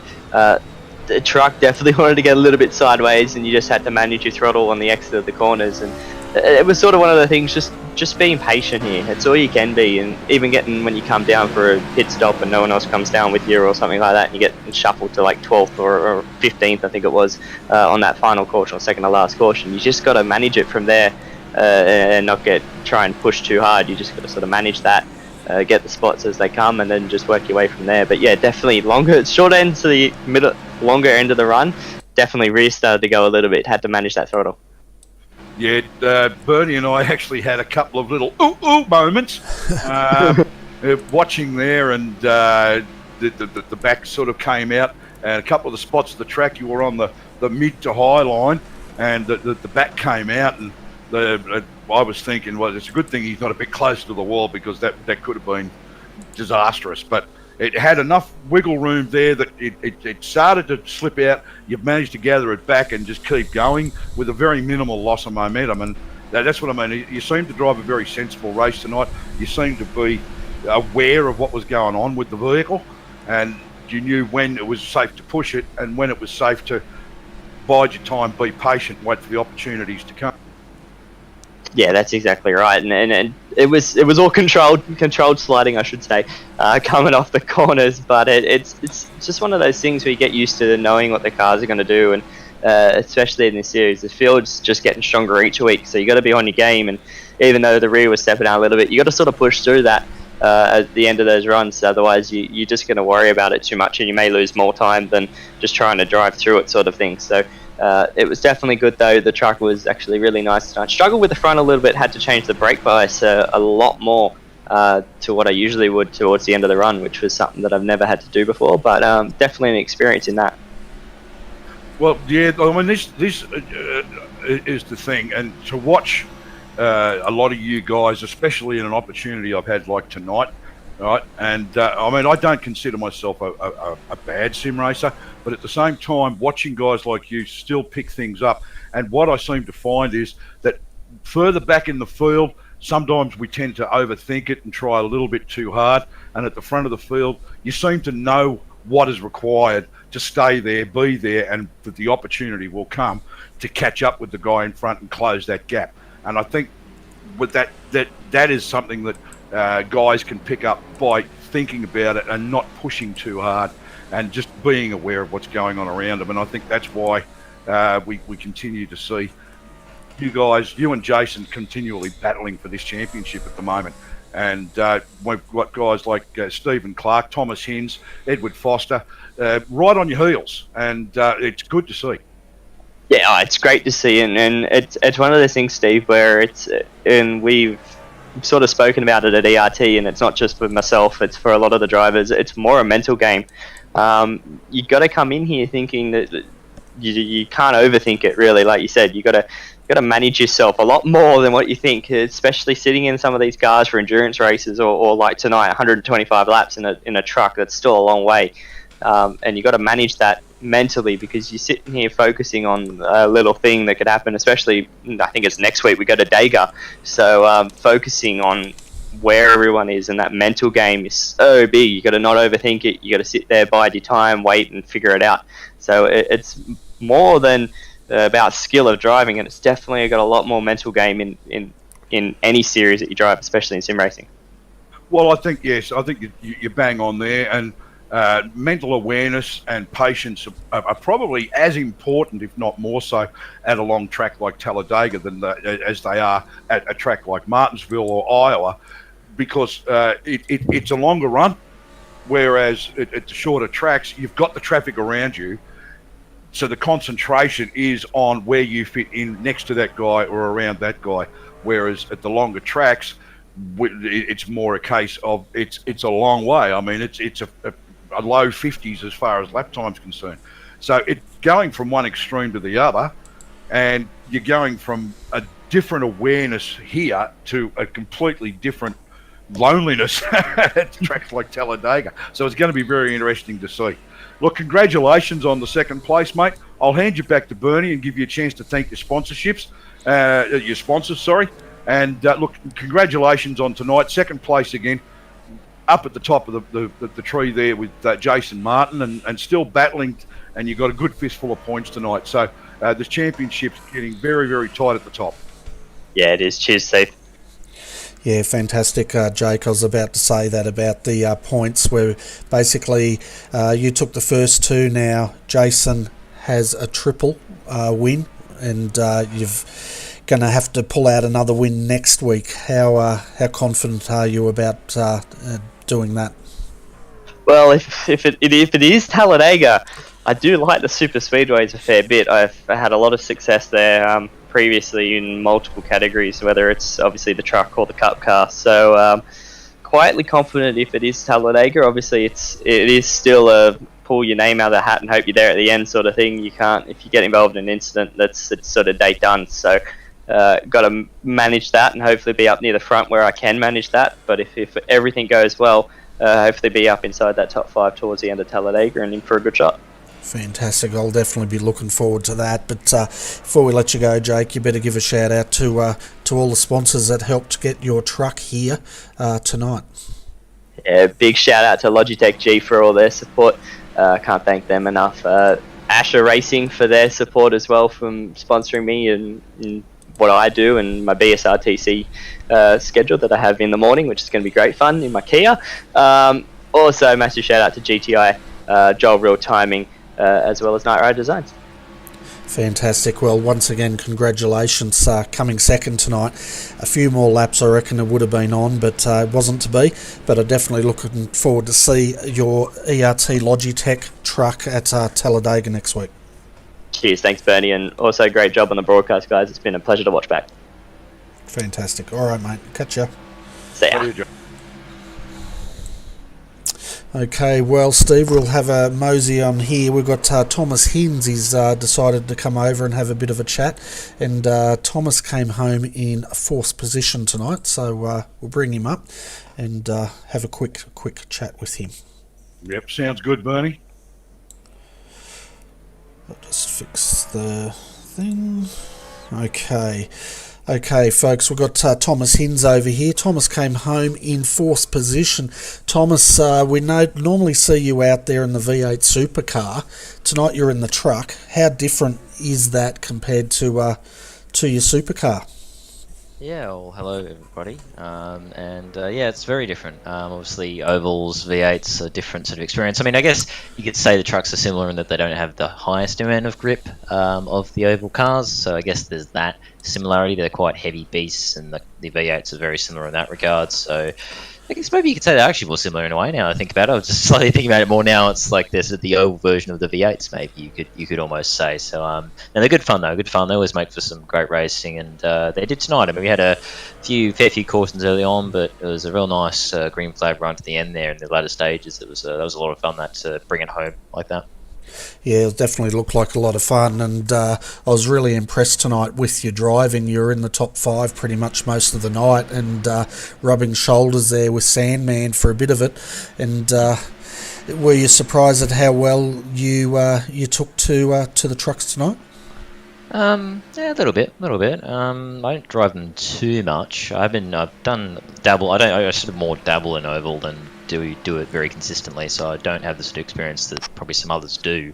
So no, yeah, I was a bit surprised to be up there with those guys. When I saw in quali, in practice when I was pumped out a couple of laps that were pretty close to them, I thought, oh, gee, okay, I might actually have a chance of being up there, and it was the case. I mean, I showed at Iowa I can sort of be up there as well, but it was good to be up towards the front on a track like Martinsville. It's obviously a very unique circuit to oval racing with the way it is, so very delicate to the circuit, I think, as well. So no, it was really, a little bit surprising. I didn't think I'd be up in the top 5. I was hoping for top 10. That would have been the sort of initial goal, but yeah, to be actually up there on top 5 on merit was really good. It's a shame I didn't get to the podium, but Sam, man, just had my measure in that last green flag run. I was kind of matching him, but not quite able to overhaul him. But I'll definitely, I mean, fourth, I think it was. I'm pretty sure I finished where I started. Yeah, I did. So I'll take that. Fantastic. Well, I'm going to hand you over now to Steve Hoppert here, and of course Steve's missing his racing tonight, but you can calm him down a bit, Thomas.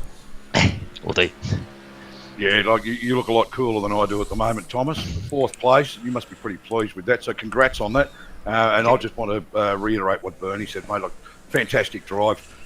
We saw you in the middle of it, just about all night. Good position and just driving a nice, clean race. Yeah, thanks. Yeah, no, that is a good point as well, in that it's good note that you generally can tell the guys who have the good races overall because their truck's pretty much completely clean. I mean, I think I didn't have a scratch on it. Had one or two little bumps. That was it, pretty much throughout the race. So other than that, there was no incidents at all, which was good. And obviously, there was a couple of wrecks around me that I managed to avoid, which was, probably a little bit luck involved as always with those kind of things. It's always a bit lucky where you are for when those wrecks start happening, but managed to be in the right place so I could dodge them without any damage. And yeah, just kept it clean and consistent. The car felt real nice. Setup was real cool. Really good to me anyway. It was pretty good fun, I thought, at the end, getting a little bit loose and having to juggle a little bit on the exit of the corners was a good bit of fun. So and the traffic was well behaved as well, which is handy. So no, it was just really good fun, and I'm glad. As I said, I'm still a little bit surprised. I guess I was up, matching the likes of Blackhall and those kind of guys in these trucks, because I know I'm not the slowest in these trucks, but I didn't think I was that fast in these trucks. So yeah, it's a little bit of a oh geez sort of moment for me. Well, to be honest, mate, you shouldn't have really been that surprised. I mean, it's pleasing, and you always look back at it and you go, well, that was great. I'm glad I finished where I did. But to be honest, you finished where you started. Yeah. I was just glad to have that consistency, that nice evened up tally 4-4.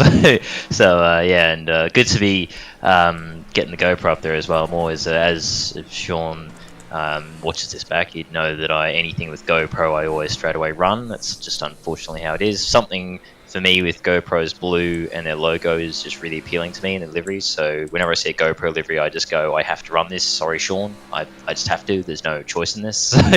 So when I saw this is a while back, I saw this the Chevy GoPro skin. I just thought, wow, I mean, there's my skin sorted forever for the Chevy. So it's good to have a good run. Good to give it another run again, because I'm always happy to give it a run, and good to just run the trucks in a real nice competitive and clean field as well is always a good thing, because obviously trucks are going to trucks, or trucksin, I guess it is probably the term that's thrown around a lot, because they can be a little bit dodgy sometimes. But when you get a good bunch of guys as we showed tonight, you can have some really fantastic racing. Fantastic, Thomas. I would love to chat with you longer, but we've got to make our way up to Edward Foster now and find out his secret. But before we let you go, Thomas, do you want to give a shout out to your sponsors? Yeah, well, I'll give a shout out to obviously the usual Carney, Race Centre and GTI, the main 3 sponsors. They will be the main ones now because of the V8 I'm actually changed livery, which obviously tomorrow for AOSC you'll see. So if you want to see the new liveries I'm running, lovely little segue there, I'm quite proud of that. Make sure you're watching AOSC tomorrow night. But it's not one of our older ones, but I've just kind of jerry rigged it and had it personalised a little bit, so I'm quite happy with it. But those 3 guys, the main 3 sponsors we have, thanks to them. And as always, thanks to the team for being just awesome as always. And look forward to the next race at Talladega. So something completely different. Yeah, it's going to be awesome. But anyway, Thomas, thanks for popping in. Great race tonight, and we look forward to catching up with you tomorrow night during the AOSC. Yeah, thank you very much, Bernie, and thanks for the broadcast, guys, as always. All right, mate. See you later. Thank you. Yeah, so now we're going to have a bit of a walk up here, and if we can get past all these blokes in the white coats and clipboard, we might be able to have a chat with Edward and find out what his secret was as far as those 4 black donuts were. It'll be very interesting to see what Mr. Foster's got to say about that. I'm sure a lot of people are very interested in the answer. Yeah, well, we'll find out. We'll just get past all these guys with the clipboards. Edward, can we pull you away for one moment and have a bit of a post-race chat with you? Oh, absolutely. Never say no to RRTV, mate. You know that. Yeah, well, the question we have, it's the elephant in the room. I don't know if either me and Steve are so darn old we just didn't notice, but the question is, it looks like you didn't come into the pits all night. I did not. Man, oh man. And that's why all these clipboard guys are around, because you sort of got the attention of them a little bit. So what was your secret? Did you, can you tell us what your secret was, or is it something you just don't want to talk about? Well, yeah, I don't think anyone has made something out of nothing that well since MacGyver, to be perfectly honest. Like, in practice, no pace at all. I'm thinking to myself, I'm going to struggle here. Qualifying was worse. And then when the race came around, I thought to myself, okay, well, I've got to gain sort of track position. I can't overtake anyone. I'm too slow. So when the first caution came out, I didn't pit, and then I thought, okay, well, I'm up in 5th or 6th place here. And as the race went on and the caution started to go, I was sort of watching my fuel, and I was saving it under each caution, you know, clutching under each caution and things like that, and just keeping an eye on the fuel load. I'm starting to think, I reckon I can make this here. And then obviously I had guys behind me who were on much fresher tyres but weren't really making much of an impression. So then I started adding it up and thinking, I reckon I can make the end. And yeah, I did, P5. Who would have thought? Yeah, well, your pit manager there had a bit of... he was a bit busy there. At one point, the guys with those clipboards came past and he just said, I'm sorry, we've got a race to win here, come back later. But did he say anything to you about that at the point of your tyres? Did he leave it up to you to decide, or was this a team effort to keep you out there? Call it a virtual team effort if you like. Yeah. Awesome. Well, I got Steve Hoppett next to me, and I'm sure he's got some very probing questions for you. How are you, Steve? I'm not bad. I'm still laughing about the MacGyver reference, to be honest. Look, that was just a great drive, mate, honestly. We were just constantly, we're just going, well, he's got to be pitting soon, surely. I made a reference about the tyres being solid rubber and no air in them a couple of times because, you know, it was unbelievable stuff. Great drive, and to pull it in 5th place on around here without fresh tyres, just fantastic stuff, mate. Well done. Yeah, thanks, mate. It was it was an adventure there at the end. Certainly didn't have a whole lot of turn-in left. There were some lapped guys that were trying to let me through, and I'm thinking to myself, don't make me do it down the inside because I can barely turn tight enough. So, yeah, got there in the end, though. Well, look, mate, it must be a really special night for you because you actually finished in front of James. Oh, don't say it as if it's that rare an occasion, Steve. I know you two have a little bit of a side battle going. And we were enjoying the battle on track for quite some time. They're both on the same lap, running nose to tail with no more than a couple of truck lengths between you. And it was fantastic. We thought it was going to be on for young and old as the race went on. It was just unfortunate Edward got involved in a bit of an incident later on and had a long pit stop. But look, mate, the driving standard of the night we thought was pretty darn good, actually, considering it's a short track. Yeah. Look, I mean, I expected probably a couple more cautions than there actually were. There was a bit of a slow burner in terms of the race. You know, obviously getting that long green run at the end. Real shame for James because he was right up behind me. He was on fresher tyres than everybody in front, and he had the pace on everyone behind him. So it really looked as though his strategy was going to work out really well. And I saw him behind me, and I sort of almost made the decision that if I knew he was on fresher tyres, and I was probably going to let him go and have a crack at the leaders if he got too close up behind me. And unfortunately, we never got to find out because he got tagged. I think the 55 got into Maloney, I think, who took him out, which was disappointing for him. Yeah, there was a couple of minor things there that were really, like, just the simple little things that go wrong sometimes in a race on a short track. We did think the driving standard was better. We both expected, Bernie and I, that there would be more safety car, pace car periods. And I'm doing it. I've been sitting in here too long with Bernie, and I'm calling them a safety car now. But yeah, look, it was a great drive by just about everybody in the field. Obviously, you're going to get a couple of little things, but I actually was still thinking back to Iowa when we came here, and it didn't eventuate that way. Iowa, I think we had 9 pace car periods, and I think we only had, about 3 or 4 here. So, yeah, that just shows the standard of the driving from everybody involved. Yeah, exactly right. And I think if one of the tracks was going to replicate Iowa, and it was something we were all a bit concerned about, it was going to be Martinsville. You know, it hasn't got a lot of banking. It's very difficult to pass, and people get frustrated and they try to lunge in under brakes, especially guys who've got more of a road racing background generally try the late braking move. But yeah, after everyone sort of settled down, we got that really long green flag run at the end, and yeah, I thought it was really good. And especially even in the early stages when you had that big 4-truck battle between I think Martin, Sandman, Blackhall, I think there was somebody else up there as well. You know, that was Maloney, I think it was.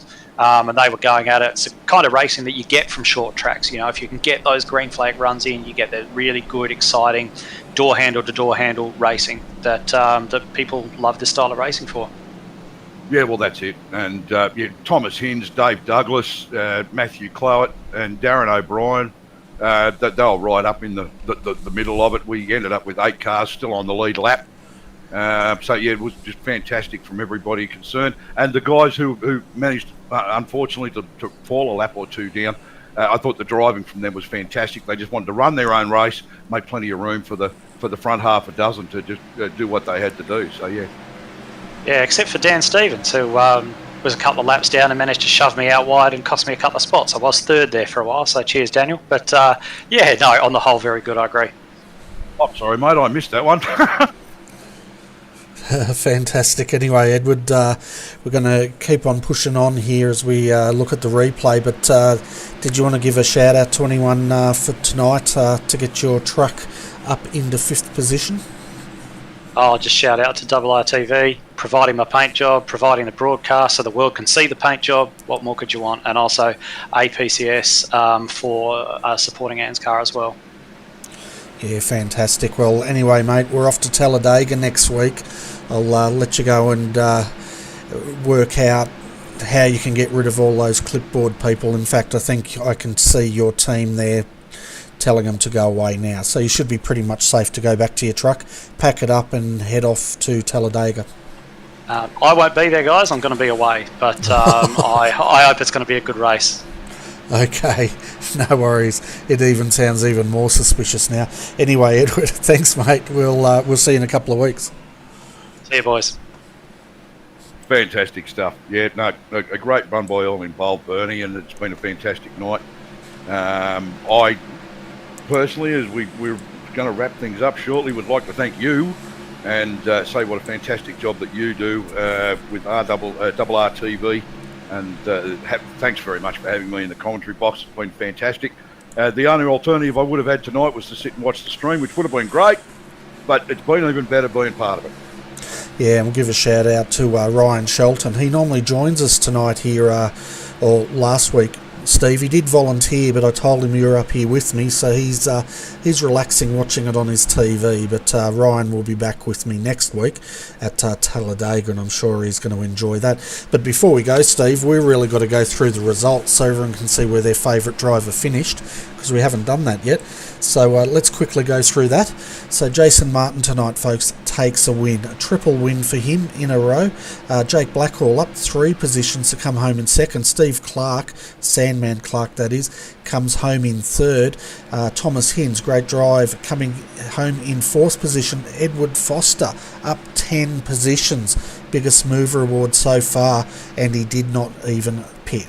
So I don't know how the heck he did that, but he did, and it worked for him. He come home in 5th position. Dave Douglas moved up 4 spots to come home in 6th. Matthew Clote, he comes home in 7th position, followed by Darren O'Brien, who also moved up 9 positions to finish in 8th. Riley Curtis in the number 93 comes home in 9th, followed by Roger Clark in 10th. Ryan Kolstad, he finishes in 11th. 12th was Stephen Williams.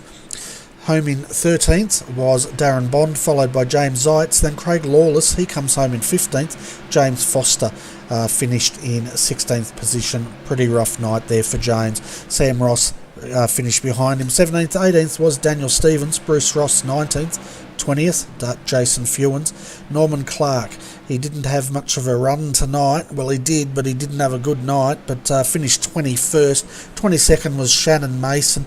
Scotty Harris finished in 23rd. Jake Maloney retired and was classified in 24th. And our other retirements was Jason Resson, Matt Stratford, and of course also Scotty Harris. So there you go, Steve, the full results of tonight's race. Yeah, there was some movers and shakers in amongst that lot, and obviously, as we predicted, I think we picked it pretty much spot on with the 3 or 4 guys we mentioned that we should have kept an eye on.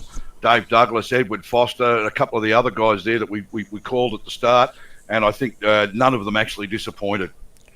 No, they definitely didn't, and the biggest mover was Edward Foster, but the surprise for me was he somehow managed to get 125 laps on those tyres and remain competitive. So that is a massive achievement. I think probably drive of the night, I would say, as far as strategy goes and the result. So my hat's off to Edward Foster.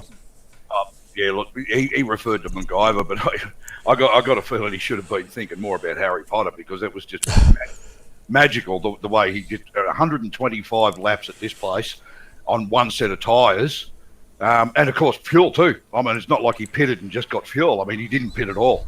And so just amazing stuff that he managed to do that and brought it home 5th. He didn't just finish; he finished 5th place on the lead lap. Exactly right, and he was competitive while he was in 5th, and it wasn't like he was going backwards or anything. He was holding his own out there and running as fast as the other guys who had fresher tyres on him. So I don't know how he did it, Steve, but I think a lot of teams are going to take notice of this tonight. Oh, look, he threatened for a podium towards the end there pretty closely. I mean, with about 20 laps to go, he was actually in, was it 3rd place or something, and still looking strong and with plenty of pace. So, yeah, he definitely deserved to finish where he did and pulled off a great performance right behind Stephen Clark and Thomas Hinds, who drove fantastic races, and the 2 guys ahead of them that have dominated the series to this point. Fantastic stuff to ANZCAR once again, another well-run round of this championship. Absolutely, and looking at the week ahead, folks, on RRTV, we're back again tomorrow night, 9:15pm GMT plus 11. If you're joining us on iRacing Live, you can check your local guides. It will be listed there, and it's going to be on AOSC. We're going to Snetterton for a 60-60 race, so that's going to be really good. Last week we had a 60-60 race, and we had 53 V8 supercars attend that. We're expecting a similar turnout tonight, and at a track that not a lot of guys have raced at, because it's a pretty new track. It's going to be interesting. Then I'll have Bailey Hall with me for that. Then Saturday night, Alex McKellar and myself will be back to call the iRacing's World's Fastest Gamer. Round 4 Interlagos, so it's a final round. We'll go through who looks like they're going to get the invite to the World's Fastest Gamer finals, and it's really going to be interesting to see who gets that. But that will be on 8pm GMT plus 11 on Saturday night. Then Sunday night we finish the week with the Australasian Super Skips. They are back on RRTV. Round 2, Road Atlanta, and that starts 8:45pm GMT plus 11. Great stuff. There's some fantastic stuff and some great racing coming up on RRTV Bernie. So I don't know how you keep up with it all, to be honest. Oh, I just love doing it. So it's easy when you enjoy what you do. But yeah, some really good stuff, and hopefully the viewers will join us on that. But anyway, folks, it's that time of the night, and before we go, personally, I'd like to thank Steve Hoppett. Steve, mate, it was awesome having you up here, and you're welcome to come up anytime you like. Mate, thank you very much. I just hope I wasn't too much over the top and came across as too much of a tosser. But look, I was just excited. I was enjoying the racing, and it was great racing to see. And look, yeah, another great race broadcast by RRTV. And I'm hoping for the opportunity to do it in a few weeks' time at the end of the month. Waiting to see what happens with the charity event, which I've opted to actually sit in the box with you. So hopefully we'll get the chance to do that again. So thanks very much to you, and continue the good work, mate. Yeah, no worries. And of course, folks, that's the Tristo 300 that we will be covering later on in the year. But anyway, folks, it's that time of the night when we say good night to you. On behalf of Steve Hoppett, I'm Bernie Weemers, and I'd like to personally thank each and every one of you for joining us tonight, whether it was on iRacing Live or YouTube. We sincerely hope you did enjoy tonight's coverage, and hopefully we'll have your company again tomorrow night for the V8 Supercars at Snetterton. But if we don't, have a fantastic Friday and a safe weekend, and we look forward to your company again very shortly on RRTV. But until then, folks, I'll say good night. Same bat time, same bat channel next week. See you, Bernie.